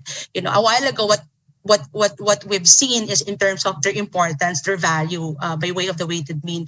Now we're able to see in terms of the relationship between the variables. Okay, so we're gonna go back later on the summary table, and then para when I get to highlight on the positive and the negative correlation, you're able to see those statements. So it becomes a lot clearer. But in summary, for this correlation table, I'll just be reading just so it becomes a bit brief. The democracy resilience variables have very high positive correlations. Opinion is shown in action and perceived impact is evident.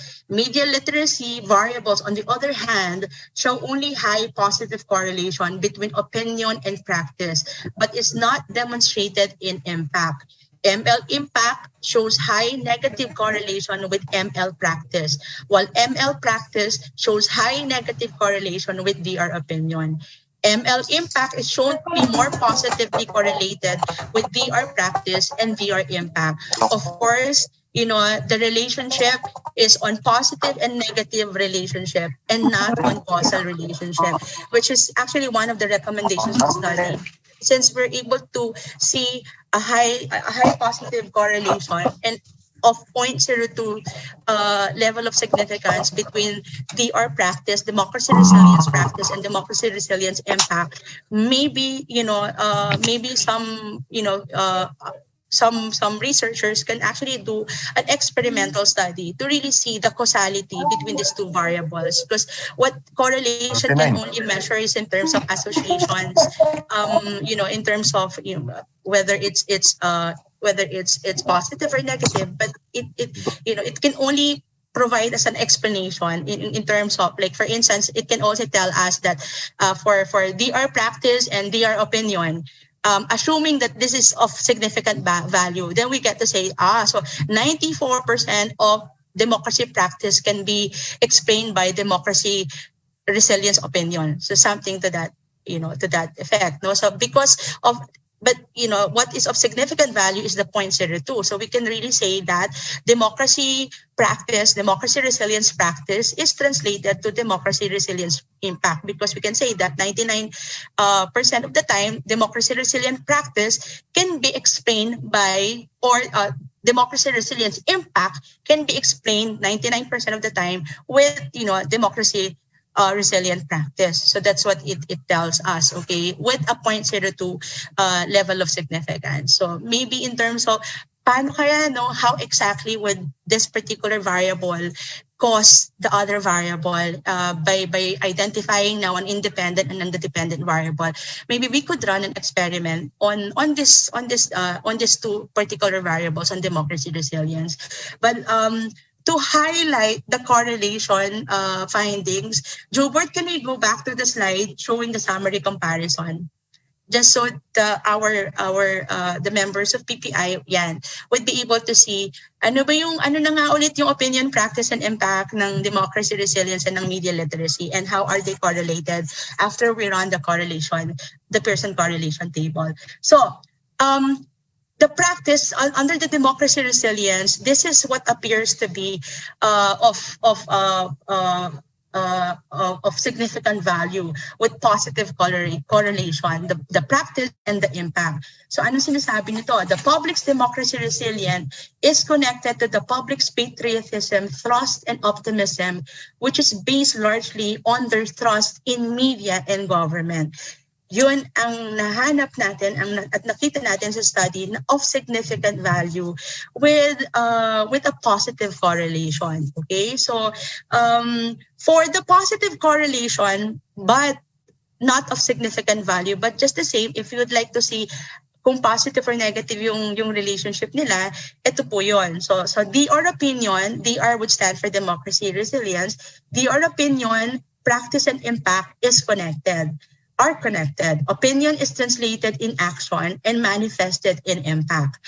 That's what it means when we say positive correlation. ML opinion, another is ML opinion and practice, but not on impact. Opinion and action are not translated to impact. This is for the media literacy. Media literacy impact with DR practice and DR impact showing that ML may translate to media's democracy resilient actions and public's level of patriotism, optimism, and trust in government and media. So what appears to be of negative correlation, but again, this is of no significant value because it's bigger than the 0.05 p-value. So this is ML impact and ML practice showing that the impact of media literacy is not determined by the level of practice of journalists on media literacy. So hindi natin nakikita yung connection in terms of the works, the efforts and the initiatives of our media, of our media practitioners on media literacy being translated to public, public's political participation. ML practice and DR opinion showing that the journalist media literacy actions and initiatives are not related to the public being democracy resilient in the pandemic.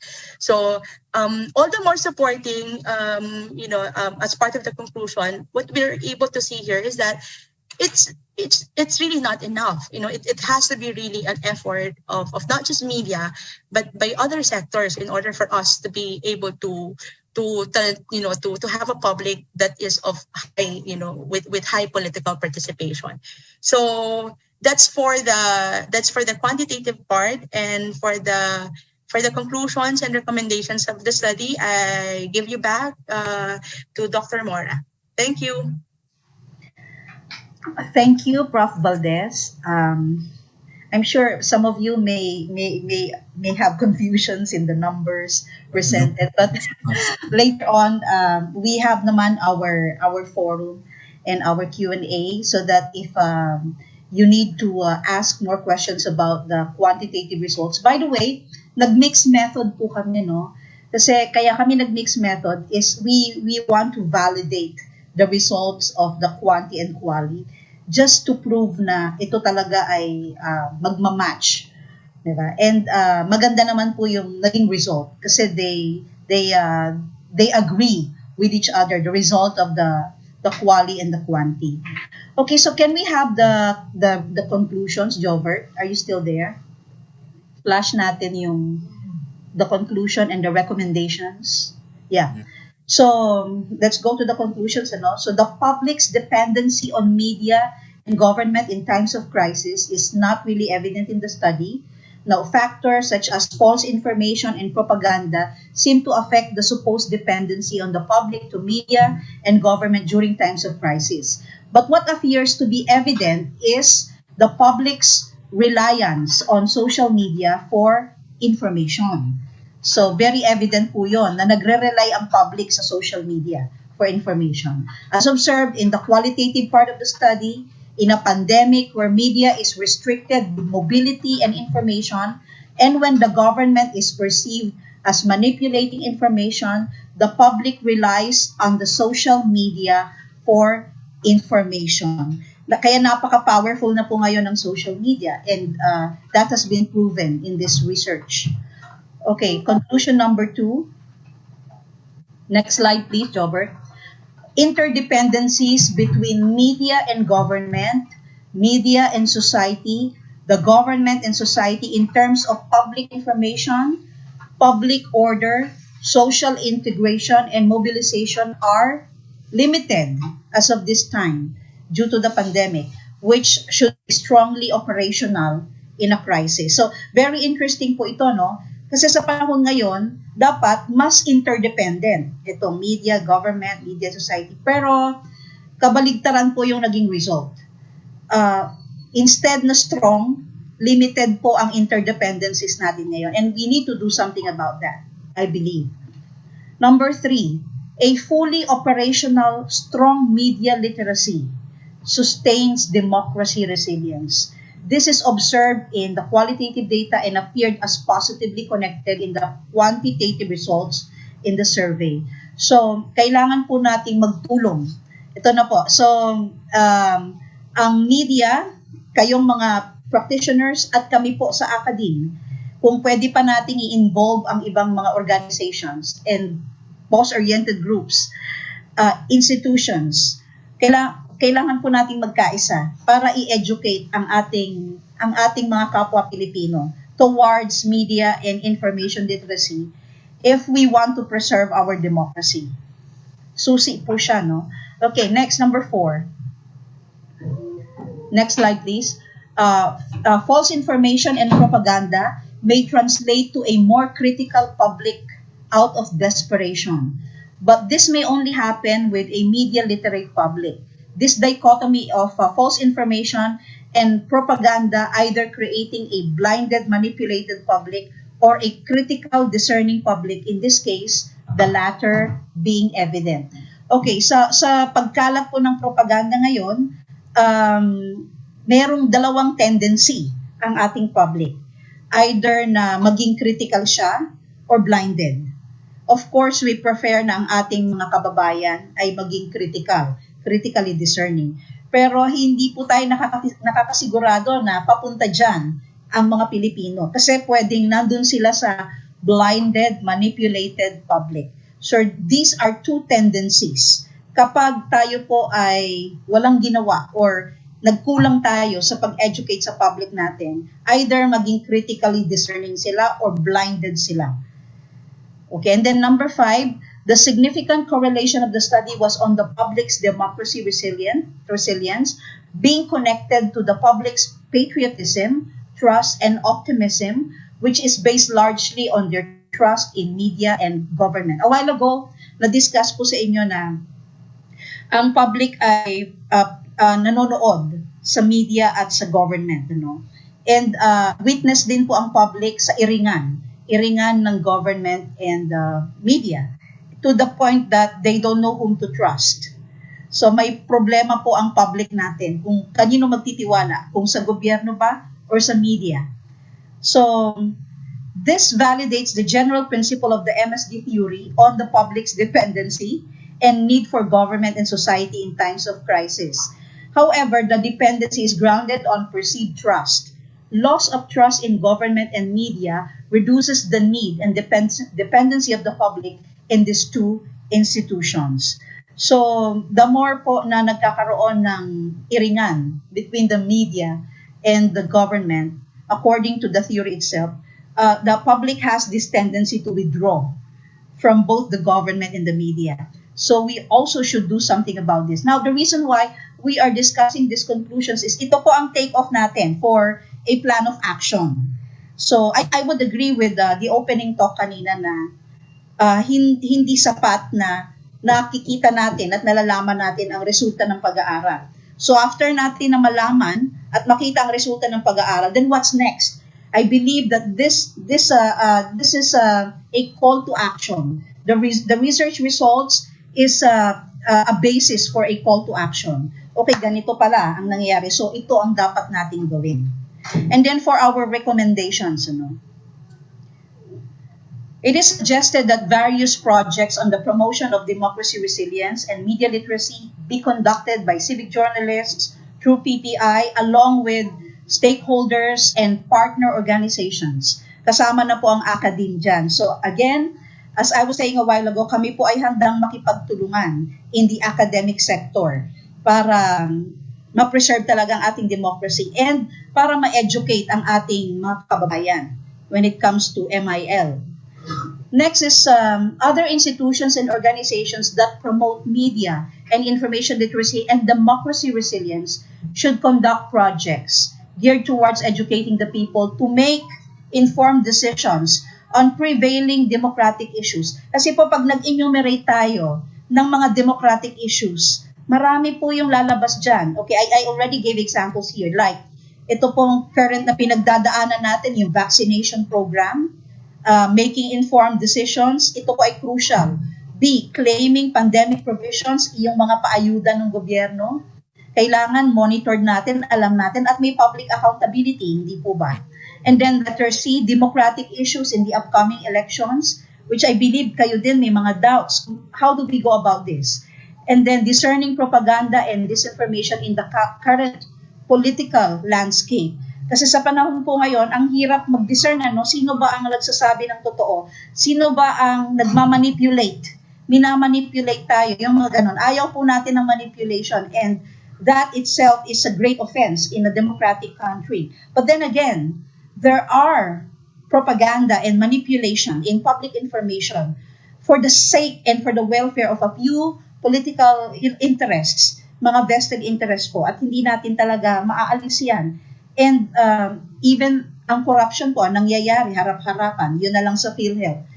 Alam naman na public knowledge naman yan at baon na sa utang ang PhilHealth ngayon sa iba't ibang mga pampribadong ospital. Nakakahiya po ang mga nangyayari sa bansa natin. Kung kailan sa panahon na dapat tayo ay nag-unite, lumalabas lahat ng mga hindi kanais-nais na impormasyon at na-expose din ang mga ginagawang hindi tama ng mga nasa gobyerno.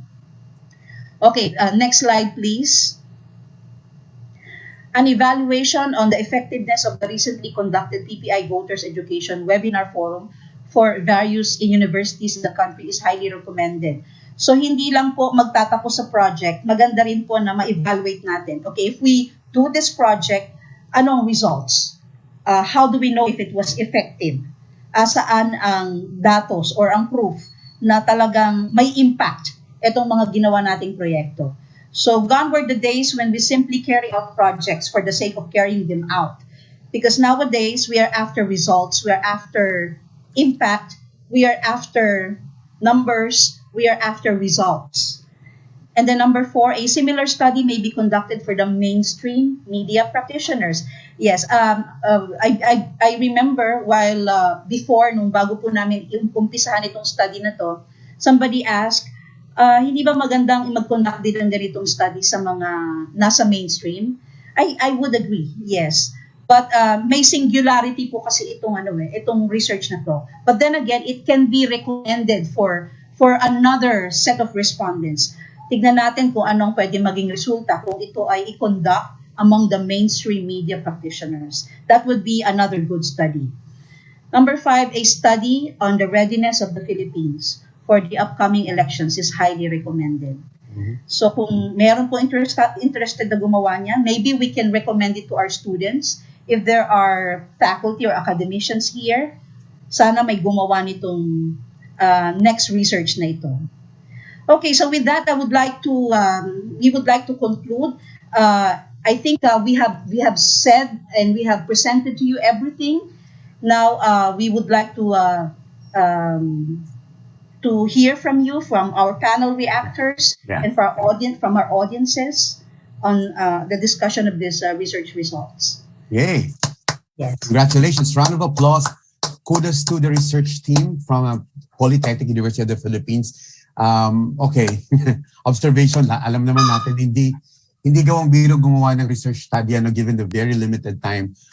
For about 3 months, barely 3 months, ginawa yung research study to make it a full-blown research study.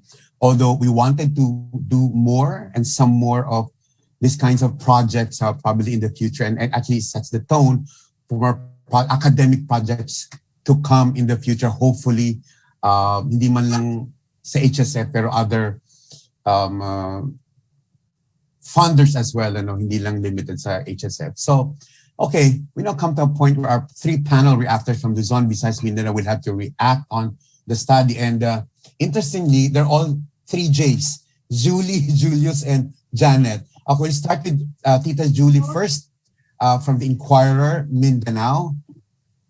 Julie Alipala, please, your reaction to the study, especially on the results and recommendations of the research study. Okay, bawasan lang po natin yung interferences. Okay, Tita Jules, please come in. Yeah. Yeah. Good afternoon sa lahat. Good afternoon. Pasensya na po ha, medyo on and off kasi yung aking participation. Tsaka maingay yung sa labas, may sasakyan kasi.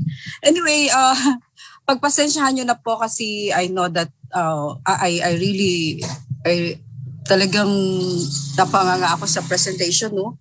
I see Professor Valdez reports on correlation. May mga notes akong binabasa dito.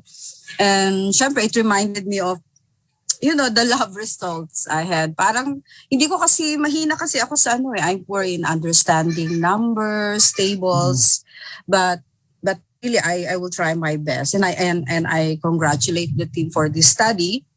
It gives us a picture of perhaps voices of the journalists regarding the democracy, resiliency, and media literacy from Luzon, Visayas, and Mindanao. So ang lawak niya.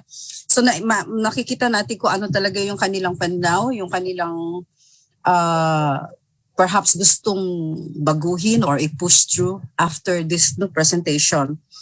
Doon kay Professor Mora, she mentioned 3 restrictions in this pandemic. The freedom of movement, the right to privacy, and the military intervention. Gusto ko lang din idagdag sana doon yung access to information.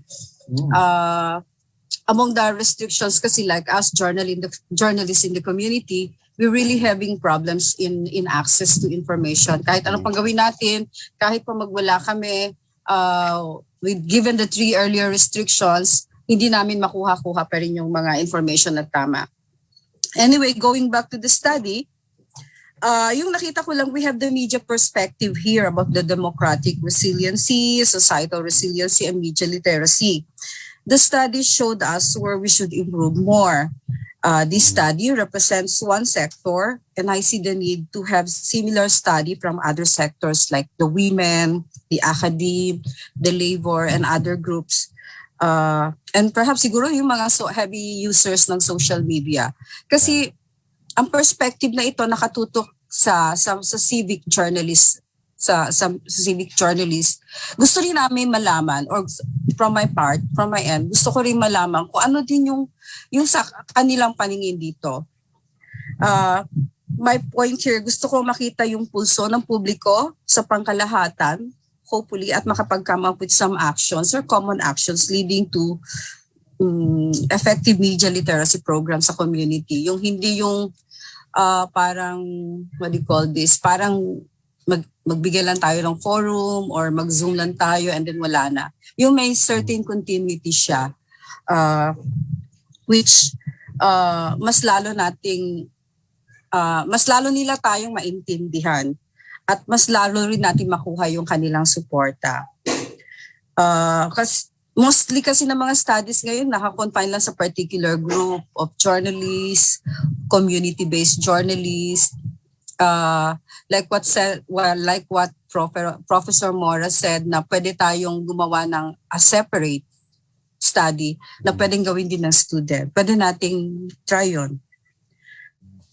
Ang ano lang kasi nabanggit ko lang ito kasi like in Zamboanga City when a journal is attacked for questioning anomalous transactions like utilizing the bayanihan funds, wala siyang malawak na mass-based support kasi hindi nakikita ng publiko ang kanilang sarili sa situation. So when LGU dismisses valid points as fake news, yung tao, dead man lang, wala na silang pakialam kung ano pa yung follow-up noon. And the sad part is that journalists or the group of journalists or media organization nasa sampahan pa ng kaso like cyber libel. And I'm talking about the e-media in Zamboanga City. Of course, may public naman na maingay pa rin because they always claim this, they always insist these are hard-earned taxes na hindi na ipapaliwanag ng ating gobyerno. Pero hanggang doon lang. So I think walking through with media and the public, unearthing fake news or joining media group to fight disinformation, ito yung gusto kong makita din after siguro perhaps another study that from other group of people.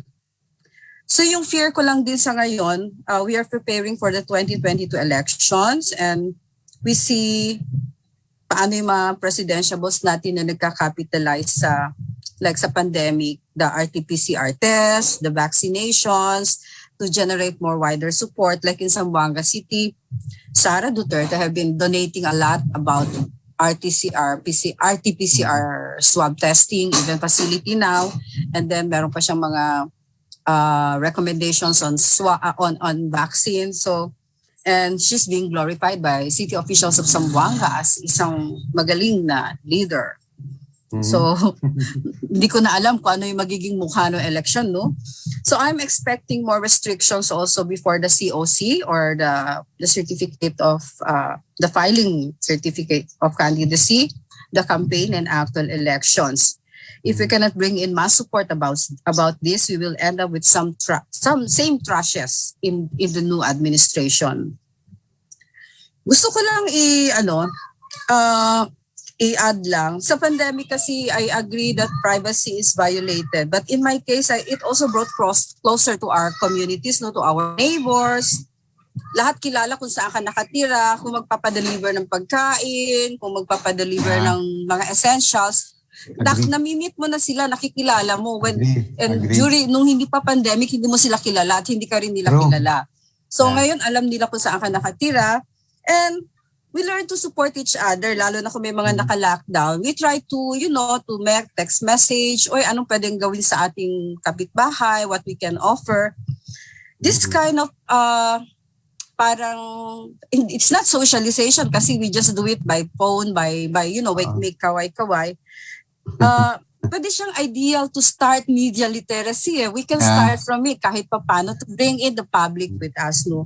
And of course, syempre, wala na yung privacy mo doon kasi nga, you have to give off whatever you have, no? Para ma-reach out mo sila. So I see also the thirst of the community for more information and the way how they consider me as a media in the community, parang naging responsibility ko pa to bring them, to give them the truth at ano yung what is being fed and what is my opinion. So malaking bagay din yun na pwede nating i-explore or i-exploit sa ganitong panahon. No? Kasi we just tried, ang tendency kasi natin, we try to reach on, yung nga lang, let us not limit our bubble within our colleague, no? Let's start reaching out to our community and I think malaking bagay din ito for like this coming elections and to make them understand also that what is in the social media. You can always check on me or you can text me kung totoo ba to or hindi, or we can come up with a different group chat for media literacy programs. Yun lang po. Pasensya na po. Wow. No, very interesting. I'm in my room. Di ba makalabas? Thank you. Very interesting sharing from Tita Jus. I like the idea of a community-initiated MIL na hindi masyadong, hindi manggagaling mostly from the academics. Pero binanggit niya, di ba? Because, the pandemic actually is giving us the opportunity to getting to know more about our community and the residents and the people surrounding in terms of, yung efforts ng iba na magbenta na hindi mo naman makikita to in normal occasions in the past. So I think community-based initiatives will have something to do more with how the other sectors in the community are able to be engaged. More particularly at the heart of the engagement will be the media practitioners by far kasi sila naman yung pinagkukunan talaga. Supposedly, pinagkukunan talaga ng validated and vetted information. Thank you so much, Tita Jus, for that very insightful, incisive presentation. I have a question for you very quick. What did you find most interesting or surprising, at least one result or results that you find really surprising or interesting when you came across reading the research study? Anything that you found interesting? Isang result, dalawang notes. Sige nga. Kaya tinatanong ko yan kasi I was reading through it also. Meron iba na revealing, pero yung iba kasi expected mo na gano'n yung sagot eh. Pero I'm more particular about a community journalist like Tita Jules na merong appreciation of the realities on the ground, but at the same time also appreciating on the national scale anong pwedeng mangyari as an effect of all these efforts. Sige, Tita Jules. Yung lang kasi, yung sa number 7 na nahanap ko pa eh. Yung nakanote lang kasi siya na number 7. Media public should be vigilant of human rights violation. Hindi ko siya pag tinignan mo kasi sa social media, hindi ganon ka-aware, like for example yung hindi ka na-deprive ka ng like ayuda. Parang if you deal with the community, parang okay lang, may trabaho pa naman kami, okay lang, nakakakain pa kami. Pero yung point na it's karapatan mo makatanggap ng ganitong klaseng ayuda, whether you ask it or whether hindi nila nakikita as human rights violation yung kung hindi ka nabigyan or dito sa issue ng like recently in Zamboanga City nagkaroon ng demolition ng mga bahay sa isang resettlement area that supposedly bahay yun ng lugar yun ng mga na-displaced nung gera nung 2013. Unfortunately, I spoke with some affected families. Hindi nila nakikita na their rights violated. Ang tingin lang nila was that ang gobyerno gumagawa ng paraan to clean the place or to clear the place, and then they're hoping na kung pwede mahingyan ng tulong yung media na para ma-work out ang panibagong relocation nila, which I told them this place has already been acquired for your stay, no? Kaya lang hindi nila pa rin nakikita yung ganong karapatan. Having said that, you said a specific and practical example about ayuda, no? You said that they're disturbing you, that it's a right. And you see outrage when people, outrage in social media, when people do not get it. I'm talking about sectors are supposed to get it, but do not get it or did not get it. You see outrage in social media because you said there's a low appreciation of basic human rights in social media and that they think at some point, pag binigyan sila nito, okay na sila. Kung hindi pa sasabihin ng media, hindi pa sila mag-iingay eh. Okay. When you tell them na karapatan ninyo yan, saka pa sila gagawa ng paraan. Pero hindi nila alam kung saan sila magsisimula. At sa ano din sa demolition, hindi rin nila kahit may mga report kasi na hindi magtugma doon sa demand ng community. When you tell them na sa ganitong panahon hindi kayo dapat tinatanggalan ng tirahan, yung ganun. Okay. Para sa kanila is sana may tatayo for them. Parang ganun pa rin yung situation. So malaking bagay pa rin yun na yung sinasabi na media and nawala na naman yung notes ko. Okay. Yung media and public to be vigilant. Okay. Yeah. Dapat magkasabay yan eh. Hindi siya hiwalay or hindi dapat kahit pa paano may meeting of minds na may correlation siya yon. So last, the lack of civic engagement you think has something to do with the absence or lack of democracy resilience in the country? If people do not engage, do not have civic engagement, walang democracy resilience or walang democracy at all. Speaking in for Zamboanga City, ang tingin kasi ng public sa media is aloof. Kailangan may walkthrough yung media and the public. Kailangan talaga magkaroon sila ng kasi like ito na-realize ko lang din sa community na pwede pala akong takbuhan ng information na hindi naman kailangan i-post mo sa social media. Right. And I didn't realize na malaki pala ang impact pag nakakausap mo yung community rather than you post something on social media. Malaking bagay talaga siya. Absolutely. So when you say about democracy resiliency, it's not just about the government itself, but it's the people. Right. If you give them that tamang information and they see you in face and they see you that you also struggle the same as experiencing the same struggle, makukuha mo yung loob nila and they will understand you better. Kasi naman you post something and you try to educate them on social media, mahina pa yung internet, hindi pa nila, wala pang paliwanag doon, hindi pa nila nakikita sino nagsasabi noon. And they are not sure if that's coming from the government or just coming from certain link. So, mas maganda talaga yung like at this point in time in pandemic, yung sinasabi ko, hindi tayo dapat mag-confine in our bubble.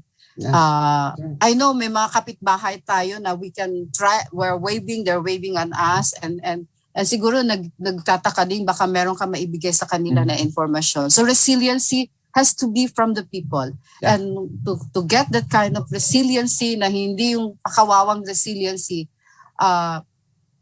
dapat isa ka rin sa dapat nag-empower sa kanila and giving them the right information at the right time din talaga. Very good points there from Julie Alipala from Zamboanga City, also a correspondent of the Philippine Daily Inquirer. Ang ganda ng binanggit niya in terms of how people should participate in preserving democracy and also make it more resilient. It's not just about the government, it's really about people on the ground working to preserve it and protect it. At this point, we go to, thanks very much, Tita Jus, for really sharing your time and expertise. Thank you. Straight from the horse's mouth. Let's go to another J this time in Visayas.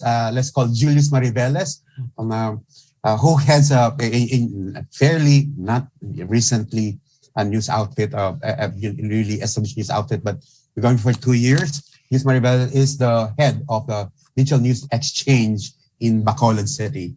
Hi, Julius. Hi, Ariel. Good afternoon po sa lahat. Hi. Good afternoon. It's your turn. First of all, I'm proud to be part of this study and thank you for inviting me. But welcome. Most of all, congratulations po to Dr. Mora. And ngayon si Ariel is not only Executive Director of PPI, but is also a philosopher in the making. Scholar na po siya. So, Ikaw congratulations po.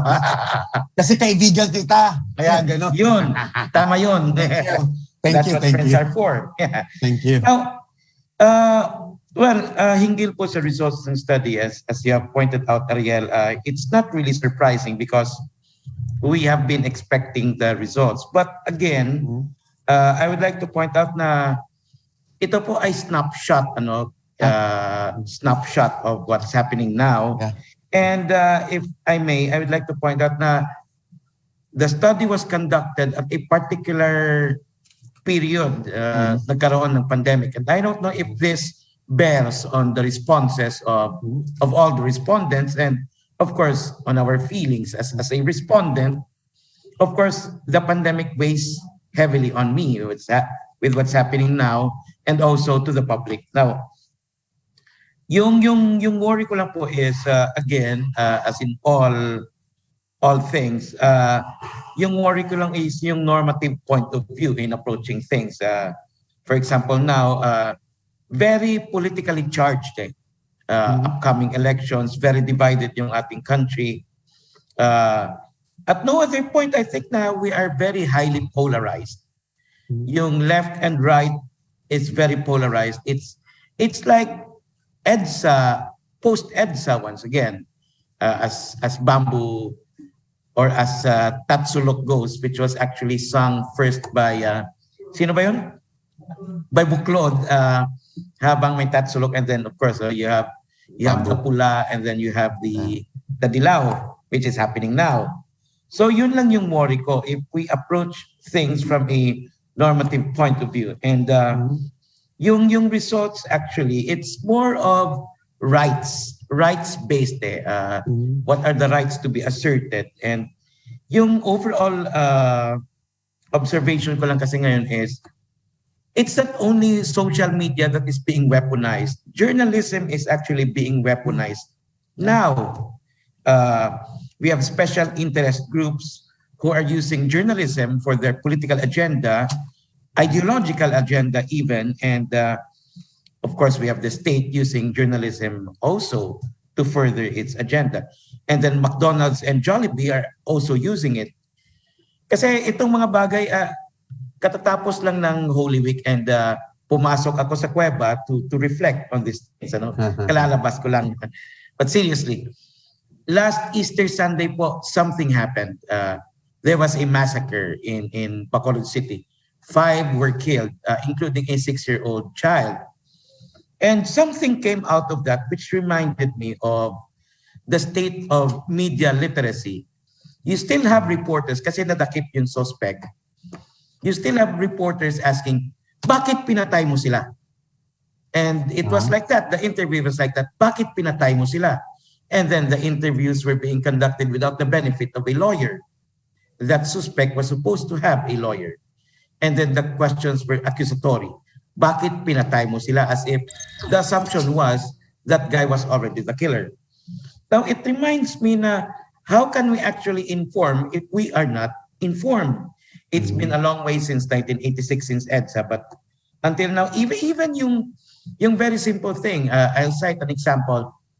Sa quarantine declaration, every time may proposal, most reporters think na that proposal will be implemented. When it's not, the process requires the national IATF to approve that proposal. Yung point ko very simply is that I really hope that we can be more inward looking. If we are to carry the study forward, what can we actually do in terms of media literacy in really looking deep into the industry and what needs to be fixed, what needs to be done. Kasi hanggang ngayon, we are operating in a supposedly self-regulatory regime. Government cannot intervene. They cannot regulate us except perhaps for broadcast franchises, for TV and radio, yun lang. But otherwise, it is assumed that we are self-regulatory po. So yung point ko lang is this, how can we actually start to contend with our audience? Kasi Julie pointed out kanina na the media is aloof. social media actually forced us to look at our audience directly. Ngayon, anyone can actually tell Ed Lingaw na Ed Langaw. Parang humbling experience, ano? And I'm actually saddened and enraged by that fact sometimes, you know.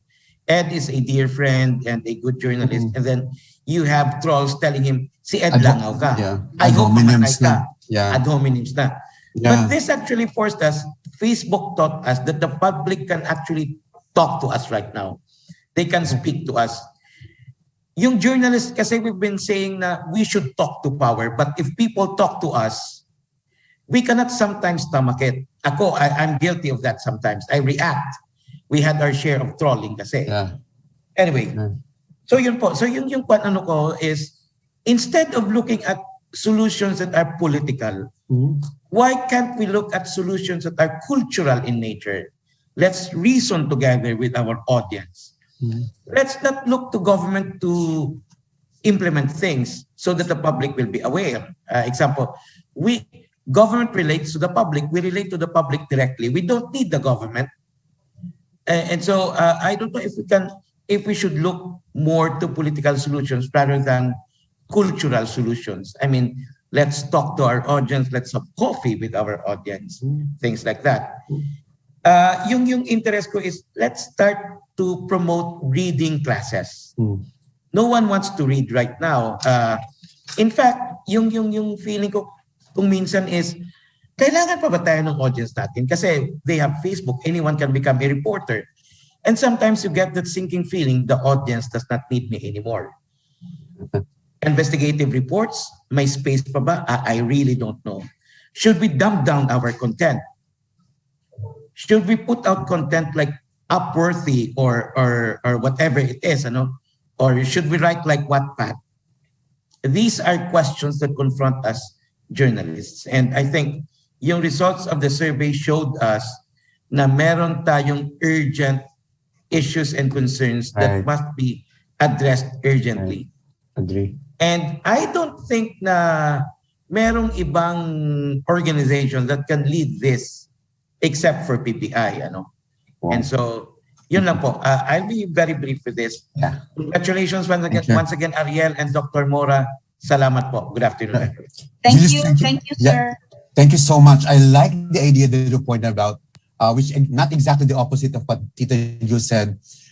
It's introspection and inward looking at our own problematic areas. I think for the longest time, we have to admit that we are a flawed institution. And that's exactly what Julius was telling us, that if we recognize our shortcomings and weaknesses, then we can actually move forward. And I think recognizing that all these efforts will not be thrown out of the window, because I think at this point, Julius, I have a question for you. Against the backdrop of the pandemic and admitting that the government wants to control the narrative, it is tantamount to say, tantamount to saying that it is stifling the rights, the basic rights, and even efforts of so many to preserve or even make our democracy resilient or even protect or preserve it? Julius? Wala si Julius. Sorry, Ariel. I attended to something in the newsroom. Can you please repeat? I'm sorry. I'm so sorry. I appreciated your sharing about being inward looking and being introspective, and that this kind of introspection that we need today against the backdrop of the pandemic, and in the context that the government wants to control the narrative by its own media outlets, or even the media systems that the government also has. Do you think that it also stifles the public's rights and the efforts to preserve and protect democracy or even make it resilient? Because if government wants to control lahat, kasi there's no way you can actually tell us we're free in time of the pandemic. Naka-curtail ba yun? Or maki-carry on ba yun until everything gets to be normalized? It's difficult to assume, actually, kasi it depends on the public, the maturity of the body politic. I really don't know, especially with the prevailing conditions. Poverty, landlessness, things like that continue to persist. And I don't know how it ties into the entire narrative. But of course, theoretically, it will stifle democracy. However, yung tingin ko lang, as I've said in the FGD, yung worrying is there are those who pluck on our hopes and prey on our fears. And I think we should be very careful about this. In fact, as journalists, as reporters, we should actually educate the public, I think, to really determine, as part of media literacy, how to identify if ideological groups are using journalism. I think that is one very important thing. Kasi, well, I don't have to talk about identity politics. And that's very interesting because are you suggesting a separate or another study on ideological that we're overstretching it, but that's very interesting. I don't want to also to go in that on that terrain, but you mentioned, but you are an experienced journalist yourself. You've seen it all, but I think that's very interesting. That it provokes me a lot of in terms of how journalism is being used in such a way that it promotes its own agenda and propaganda as well. So, I don't even know, Ariel, if we can do a critical discourse analysis. Kayo, no, if we can do a study. ACDA. That's interesting. Very interesting. That's Very an effort for Critical discourse analysis na sinasuggest mo, Sir G. Yeah, because we're talking about MIL, that's part of MLL. I think whether we overstretch it too much, but I think it's something that we can explore in the future. Thanks so much, Julius, for sharing your experience and expertise as well as a seasoned journalist. So let's go to the last J. Sir Ariel? Yes, ma'am. Very interesting yung result nung poll natin kanina. Maybe before you call the last... sure. Can you flash it on screen now? Time check, please. It's already by my watch, it's 4:08. So, okay, let's flash the result of the poll. Okay. Care? Yes, sir. Okay. Yes. Actually, sinare na ni Care sa atin sa group chat, but I think it's Ariel, parang kahawig din siya ng mga previous. Yeah. May pattern talaga eh. There's a pattern.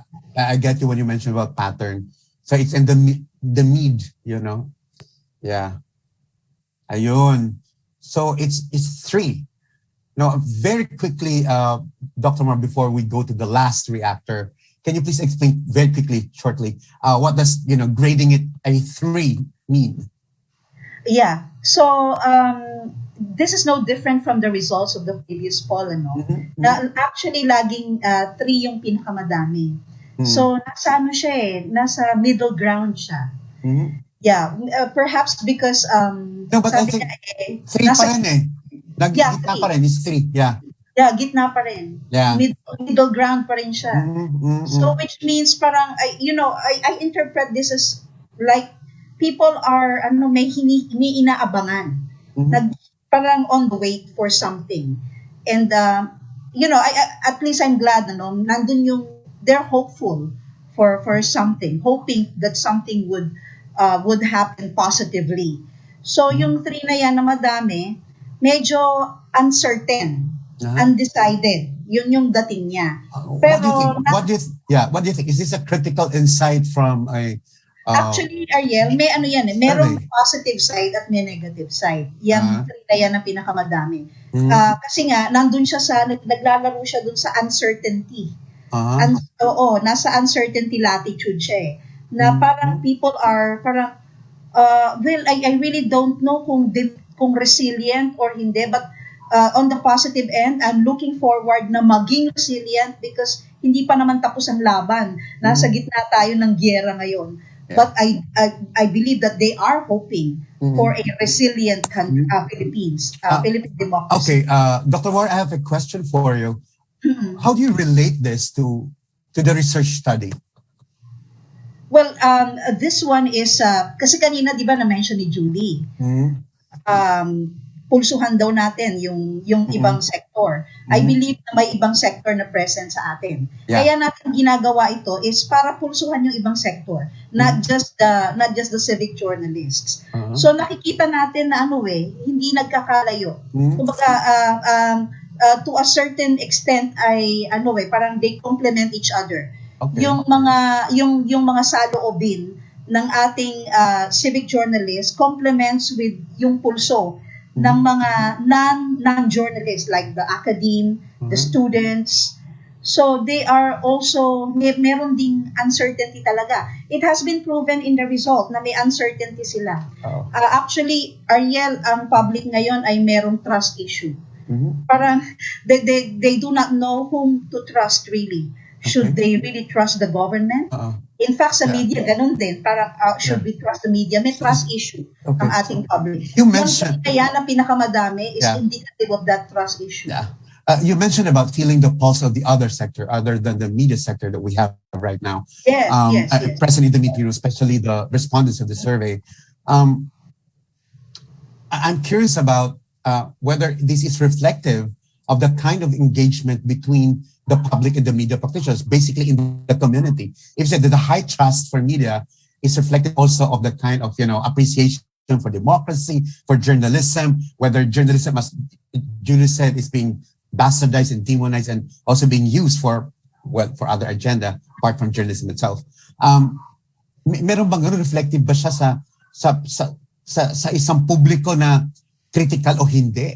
Pag hindi ba critical ang media, hindi din critical ang publiko. I'm so interested. I just want to know. Yeah. That's a good point to ponder on. Kaya lang kasi, mas interesado ako sa mga hindi present dito sa Zoom meeting natin. Kasi I'm sure yung mga present dito sa Zoom meeting natin are more of the educated public. Pero ang question, paano yung mga wala yatang kiber or walang time or walang pakialam sa ganitong klase ng discourse? Kasi madami yon. They would rather watch entertainment. Fence-sitters. Kadramahan. Fence-sitters. Yes. Yeah. Thank you. Okay, before we go to the open forum, we go to the last day. Dr. Janet Valdez is also a scholar and communication researcher, and a journalist as well. Is also the family publishes a multi-awarded newspaper, that's Mabuhay. Tita Janet, it's your turn now. Hi. That's Luzon. Okay, for Luzon. Hello, Dr. Also a Valdez. Dr. Valdez, hi. Please unmute yourself. Yes, thank you, Sir Ariel. Welcome po, Tita. It's your turn. Yeah. Thank you so much. And first of all, I would like to congratulate Dr. Mora and Professor Valdez for coming up with a study like this. Before the start actually of this session, I called Ariel because I'm somewhat overwhelmed and confused about the presentation of the study. But while I was listening to your presentation, all my confusions had been clarified, especially when the numbers came up. Correct. So thank you, and thank you for making me part of your study and mabuhay. Okay. So let me start by agreeing with Ma'am Julie regarding duplicating the study among the sectors of the society, at least before coming up with the full-blown actions. Because right now, the study only focused on civic journalists. So if we were to do relative actions resulting from this study, it should be anchored on the other sectors of the society, which should be represented as well. Now, in that case, I would like to volunteer because I believe in your study. Probably in the area of the academicians, I can help you with that. So probably the other sectors can also be represented. That is, if you would allow the questionnaire to be floated in the academe. If you would allow us the use, we will no longer use the mixed method, but we will just be interested in the numbers, the quantitative part. If you would allow, I do not know. We may talk later. Yeah, later. Usap I tayo. also agree with Sir Ariel that there were findings in the study that resulted as expected. However, it interests me to note that on democracy resilience, it was highly manifested in practice and only manifested in opinion and impact.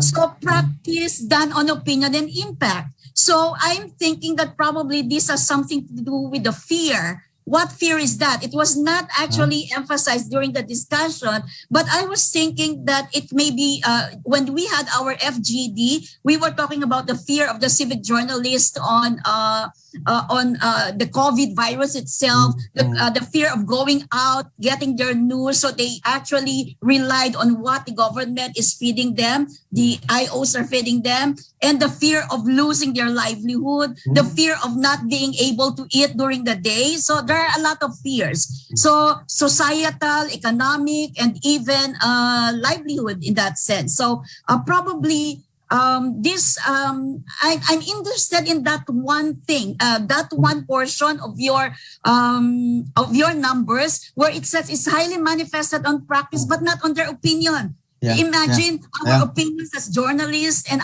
the impact on us as journalists on democracy resilience. So we may be having high expectations on our democracy resilience, but in reality, we are less on our opinions than on our practice.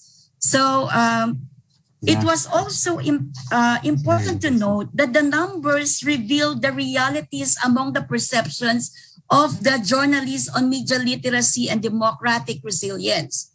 So what does this mean? So you mentioned about the strength of social media, the governmental restrictions imposed during the pandemic. These are the things that are quite revealing in the numbers. It's so easy to, say that the social media is strong, but having the numbers to support it, that is something that we need to see, okay? So Sir Julius also mentioned about solutions. My take on that is to maintain the status quo. And create the much needed equilibrium amid the pandemic. It means that if we were to take actions, those 5 actions that you had actually enumerated, they should be towards being part of the solution, not creating problem in this kind of situation, global situation. Okay? So because somehow I could feel and I could sense in the way the questions had been formulated that you are gearing towards something. There's already a presumption of governmental lack of resilience or the governmental restrictions. You're talking about restrictions of the government. So there is a negative impression on that. Now, I would also, now to the comments. We're here as reactors. So, Dr. Mora, I hope my very simple mind can give you a little piece of it. So, if you can just have the correlation, the negative correlations are also important because they are significant, especially the negative high correlation between ML practice and DR opinion, the negative high correlation of ML impact and ML practice, the negative high correlation between DR opinion, ML practice, and the negative. These are negative correlation. So probably you can look into the reasons why they are negatively correlated. May I also suggest I know Sir Ariel also already mentioned that you will be revising, editing the draft. And if I may say, I read the introduction. I feel that we should focus on that. When we do the introduction, we use the TIOC approach, which is to establish the trends and the issues on democracy, resilience, and media literacy. And of course, we need to identify our objective and our contribution. So these are not contained in the introduction. Agree. And I feel also that the listing of literature from which to anchor the study was pale. Although when you were presenting, there are lots of literature that you had enumerated, but these are not found in the sources. We only found 5 listed in the references, 1 from a journal in 2018, 2 from .edu sites in 2020 and 2015, and 2 from the .org and LinkedIn in 2020 and 2017 respectively. The topic takes 2 relevant issues in the current situation of global pandemic, and the study is shallow in building the foundation of the discussion, I feel, but the results and the discussion were really fantastic. So, actually, there are more, ma'am. Kailang pinaikli lang namin kasi baka masyadong mabombard kayo sa data. Yes. There are actually more. In the introduction, there are sweeping statements, and those sweeping statements had to be anchored on citations. So I feel that we lack citations to make our study better. So, however, results and your efforts, this is commendable. As a matter of fact, I would like to join you, Dr. Mora. Yeah. Please call me and make me part. Thank you. That's all, and thank you. Congratulations, everybody. Yeah. You know, very good suggestions and recommendations there from Dr. Valdez, very insightful as well, to make it, as we, I mentioned about, editing it some more. We talked about the introduction, et cetera, but I think more importantly, the citations in terms of the statements being put out there. And also, I'd like to ask Dr. Mora to respond to this, yung negative correlation between the practice and the opinion, which Tita Janet was mentioned about. Ito din, medyo gusto ko mapaliwanagan dito. Dr. Mora, please. Actually, we need to source out more related literature on that. Kasi even the results are, kumbaga parang the yield itself is subject to interpretation. Okay, because the yield is high on practice and low on opinion. That's the yield. And that Dr. Brenalyn Valdez also mentioned about negative correlation. Is that negative correlation in that sense? In that case? Is that so? Yeah, may ganon. Parang unexpected, di ba, na bakit ganon? Parang it will lead you to another question, one question to another. Yeah. And kailangan din ng interpretation, correct, subject to more interpretation. Yeah. Is that also considering that Dr. Janet Valdez mentioned about the insignificance or insignificant points will always have to be considered in this particular study, and they should not be discounted at all. Yeah, mayroong talagang room for that, But then again, talking about the interpretation, kasi pwedeng na-interpret yan by another related study. So which Dr. Janet Valdez also mentioned. Yeah. We were not into jumping into conclusions. So pwedeng another research validates that and tries to give the answers. Another research reveals the answer to that. Parang Then you can have a perfect collaboration, right? Dr. Mora and Janet Valdez, right? Tita Janet, so we can talk. Yes, Sir Ariel, if I may, one last statement. Sure. That give the interpretation to this negative high correlation, it will lead them to think that we are already presuming that we are, against a government. Our actions will be futile. It will be. I agree with you. I get it. You should be talking more about it after, find time to talk more about this. Thanks so much, Dr. Janet Valdez. Tita, maraming salamat po for your very good recommendations and suggestions. At this point, Ariel. Yes, ma'am. Very interesting. So nakikita nyo na yung essence ng research, right? Yeah. And how important it is. Agree, Medyo kasi bagong venture ito ng PPI. Kaya nga Oo. Kaya nga, di ba, binanggit ko din na it takes a lot of prodding to really appreciate research, especially pag isa kang media practitioner. But as said this many times over, there are lots of researchers and studies, not only from PUP, but UP and other schools, especially Dr. Janet Valdez, which are actually a treasure trove of information to be, I call this, to be storyfied, yun, na pwedeng gawing storya, di ba? Right, Tita Janet? At this point, we'd like to have the thoughts of some of our participants in this meeting room. Okay, questions, please. for our panel of reactors and also to our presenters, if you have. Okay, I'm recognizing Ares there. Hi, brother. Musta na? Parang iba yung itsura mo yata ngayon, ha? Okay, you want to start, Ares, please? Any revealing fact about the study or you're surprised most? Ano lang, yung reaction ko lang sa ano. Sige, go. Yung sinabi ni Julie na dapat yung mga media practitioners din sa communities, they should take an active part in media and information literacy.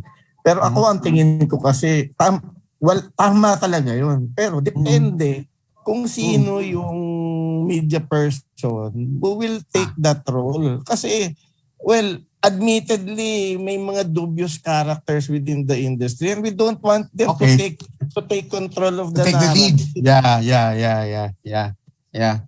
I get it. So it's a good thing for you to initiate a media information literacy, but kailangan tingnan ko sa yung tao mag-take lead. Correct? Well, ang ano ko lang din, Ariel, no? Kasi, well, you know me on sa dalawang persona ko.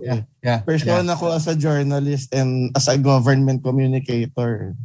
Correct. Ang nawawala kasi, ang tingin ko lang kasi ang observation ko kasi sa yung ginagawa nating campaign on media and information literacy. Hindi natin nare-rein-in yung government communicators that they also play a critical role in ensuring that only the true and accurate information are getting into the information ecosystem. Kasi kung hayaan natin, for example, let's be blunt, hayaan natin yung mga high officials ng PCOO na mag-inject ng false information. Wala. Mag-filter down yan hanggang sa magmumukha ng normal sa government community. Aris, I like your idea about, getting them engaged in the efforts and campaigns. Pero you also mentioned the PCOO, syempre communication, di ba? Sector ng government. But who are you thinking of in terms of really putting in the significant discourses yung mga taong nasa gobyerno? Well, ito. Siyempre ikaw, alam ko kilala kita maayos ka. Sino pa? I mean, we're talking about alam mo yung sa all over the country, maraming career communicators sa government na, well, yung iba sa kanila naliligaw pa kung ano ba talaga papel namin dito. Okay. Propagandist ba kami or disseminators of information? Yeah. Ano ba talaga kami? May maraming ganun, marami akong na-meet na ganun. Yeah. So siguro if we can also involve them some way sa MIL, baka malinawan sila ano talaga yung ang role nila. Mausap tayo, ibang usapin yan with Joyce naman. Basta I like that. The good thing about all this, yung pinag-uusapan natin, like for example, Ariel's here, not just a journalist but also a government communicator. We get to involve other people na iba yung pananaw, di ba? So considering that we don't have the monopoly of expertise and knowledge, kailangan natin yung ganitong time. Thanks so much, Aris. Huwag ka muna umalis. Let's have some more. Yes, Ariel, I think one of the good effect of this research presentation is yung nagiging reflective. Reflective for the media practitioners. And also in addition, I like what Aris cited about we don't like any institution controlling the narrative. Because where everyone is a content provider now, everyone has a stake in the information highway. And that everyone has something to do with how we dish out or even make the public access information. So hindi lang yun nakukuha dapat sa journalism, sa media practitioners, saying that the government controls the narrative, also saying the journalists also want to control the narrative. And that when we talk about controlling the narrative, nobody has a monopoly of information and even the narrative, and that we got to talk to people underground, and that's basically what MIL is supposed to do: get information and narrative on the ground so that it becomes a communal narrative, or even the storytelling. It involves critical thinking. Involves critical thinking, but the storytelling I'm saying is that it doesn't stop somewhere. Hindi lang yung storytelling na ground, ito na, tapos na, and all. And that's basically what Julius was talking about. Tita Julius, Tita Julie and Julius and also Dr. John Valdez, all confluence of things. Let's have some more You were raising your hand, Ares? No. Okay. Let's have some more questions from our audience in the meeting room. Let's have some students, please. We'd like to know what you have. What are the thoughts percolating in your mind right now? Kasi you have teachers, journalism educators. Please, any brave soul from PUP or other universities, please? Those under the tutelage of Dr. Mora. Can you ask some questions, please?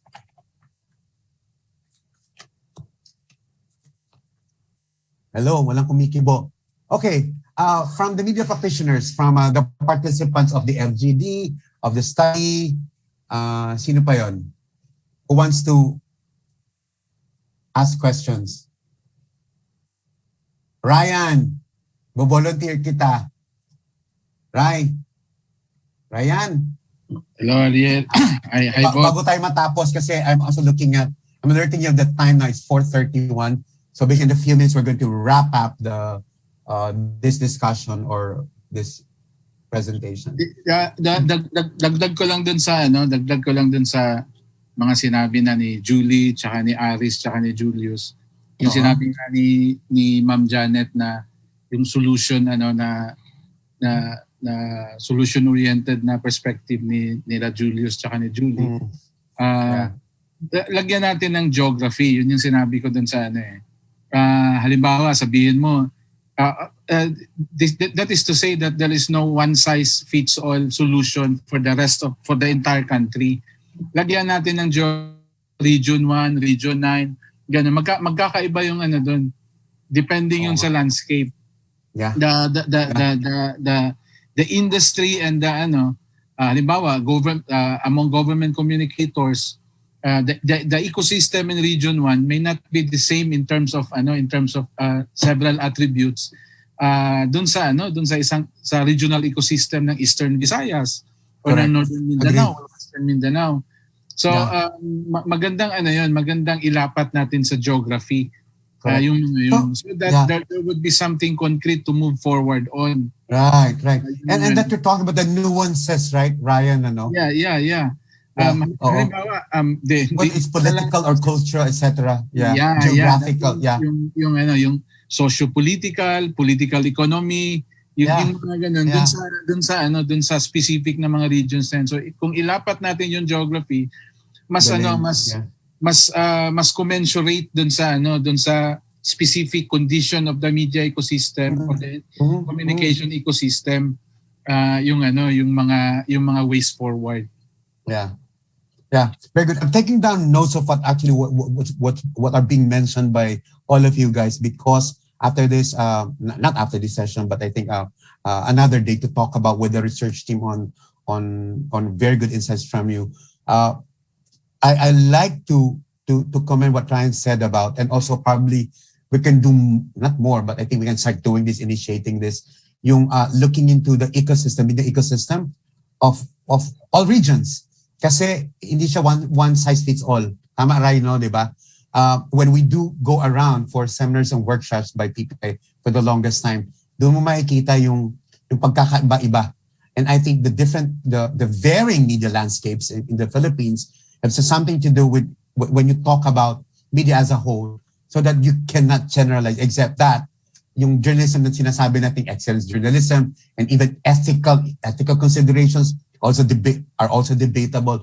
But at some point, we have to agree on saan tayo pwede mag-umpisa. And I think appreciating the media ecosystems is one way to start the conversation some more, and even start yung kung meron pang further studies. Tama, Ray, no? And further, last point na lang, magkaiba din magkaiba yung state of the communication ecosystem per region.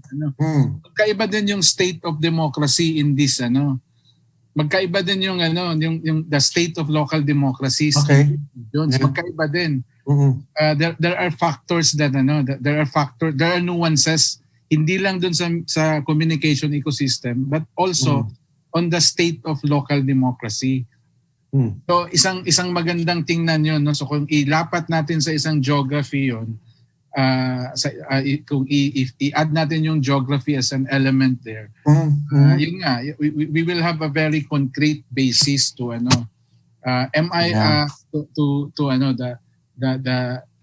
the interaction of the communication ecosystem and democratization in particular regions of the country. Yeah. Ariel, these are very good recommendations. I know. So I'm also taking down notes, and I hope the researchers are taking down notes kasi when we do a second look at the study, they can consider all this. Are there any more points? Because at this point, I'd like to get I'm very interested about hearing from Attorney Goetz. Goetz, I hope you're enjoying the discussion, but let me hear from you at this point. Yes, Ariel, thank you. I'm still here, and I've got to admit I didn't understand anything. First of all, because I don't speak Tagalog, and secondly, because I'm not a journalist. I'm just a German lawyer, and it was hard stuff. It was not so easy to follow you. But yeah, at the end, with all the discussions, and I constantly had a look at the checkbox, so I think it was really good. And we should continue activities like this, I would say. And I mean, even in the discussion, I heard pretty often the suggestion that we should switch to other topics. I think so too. And you mentioned it somewhere as well that you need a sponsor for it, maybe Hans Seidel or maybe somebody else. So maybe for the Hans Seidel, I can already say, yes, we are interested. It was really a good activity. That's what I'd like to hear from you, because we've been talking for the longest time, at least for 3 hours, about furthering the study or even have further studies in the future. Then the receptiveness of HSF will be a very good thing on this note. So please take note, Dr. Janet Valdez and all other academicians who are present in the meeting room. So we'll see what we can do in terms of what Ryan has mentioned, what all the other suggestions from Ares, from Tita Julie, from Julius, and Dr. Janet Valdez. The fusion of all these things will be very important to move forward other studies, right? Attorney Goetz? Yeah, let's explore that. Exactly, yeah. That should be our direction. Let's keep. Yeah. Thank you so much, Hans Seidel Foundation. Yeah, any more questions or even comments from the virtual floor, please? By my watch, it's already 4:30. We're supposed to close at 4:40. Yeah, any more? If there are none, I'm going to close it. I'd like to go back what our chairman, president, told us from the very start. I think what's important is to really, even some of you here in the meeting rooms, is really to make sense about the research study. Making sense of the research study is really moving the efforts forward. And what are these efforts? Now, as you speak of, I mentioned about how the study is related to what we're doing right now, voter education. There is a segment about democracy resilience there, but I think moving it forward, I think we want to educate the public more, and that the media will be at the forefront of educating the public. And I'm not talking about media information literacy, because that's another story, which Aris has mentioned about. Probably you can move it, initiate campaigns or efforts on media information literacy, but we have to think about the people, even groups to man it, to lead it. And I think moving it forward, we have a very good, I'm going to read to you the closing remarks of our vice chairperson, Amalia Cabusao. Unfortunately, has to leave the room because he has to attend to an important event. So as we close the presentation and launch, we thank everyone, the FGD participants, the respondents all over the country, you guys in the meeting room, our training team, our research team, and Hans Seidel Foundation, of course. Thank you so much for making this an important study to look into in the future and to look into other further studies. Amalia Cabusao says in her closing remarks, we would like to congratulate the main researchers, Dr. Hemmady Mora, PUP Chair of the Department of Communication. And I won't have to mention myself, but he said it here. Okay, myself, sorry. And also, more importantly, the people behind the groundbreaking research. A virtual round of applause, please. We also thank the respondents who provided valuable information to make this research possible.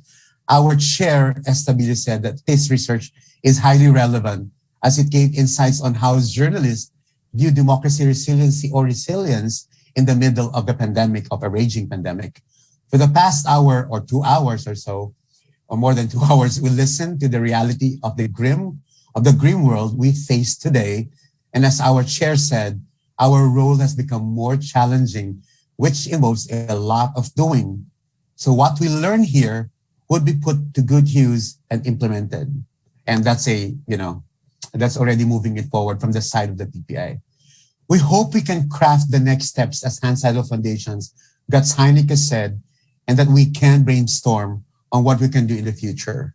I resonate with the results in the qualitative survey that democracy's biggest issue is manipulation of public information, and that journalists cannot be silent. Let me quote American essayist Arthur Miller: "Journalism can never be silent. That is its greatest virtue and its greatest fault. It must speak and speak immediately, while the echoes of wonder, the claims of triumph, and the signs of horror are still in the air." Thank you so much. From Amalia Bandiolo Cabusao, PPI Vice Chairman and Editor-in-Chief of Mindanao Times based in Davao City. Having said that, everyone, maraming salamat po to all our FGD participants.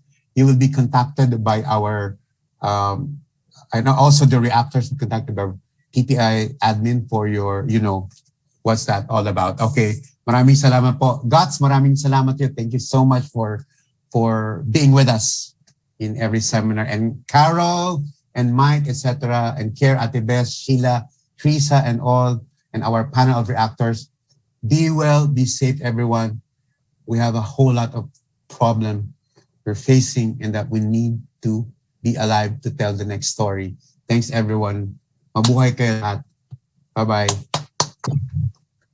Congratulations, PPI. Bye, Ariel. Thank you. Thank you.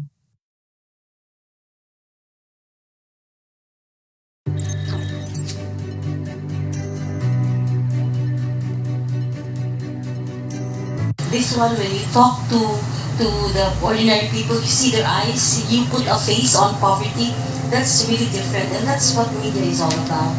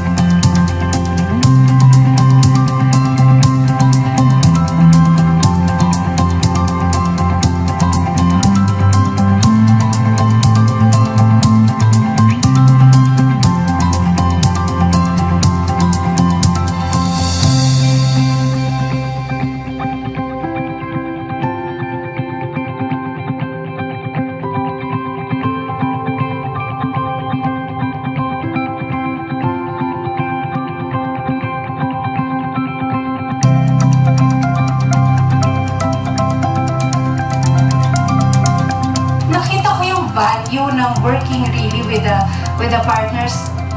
I've organized several press conferences, I've organized several media tours. May mga napoproduce naman kaming output, magaganda naman. But iba pa din pala you work together, you sit down together, you clarify immediately. Iba pa rin yung impact nun at saka yung effect nun.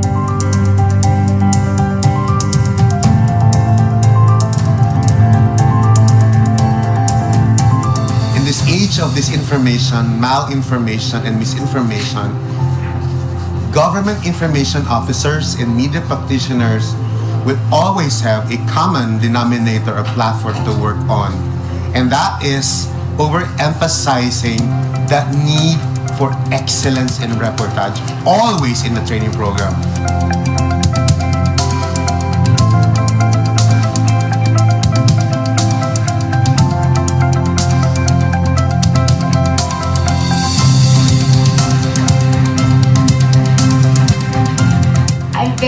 happy to meet all the seasoned journalists from Mindanao.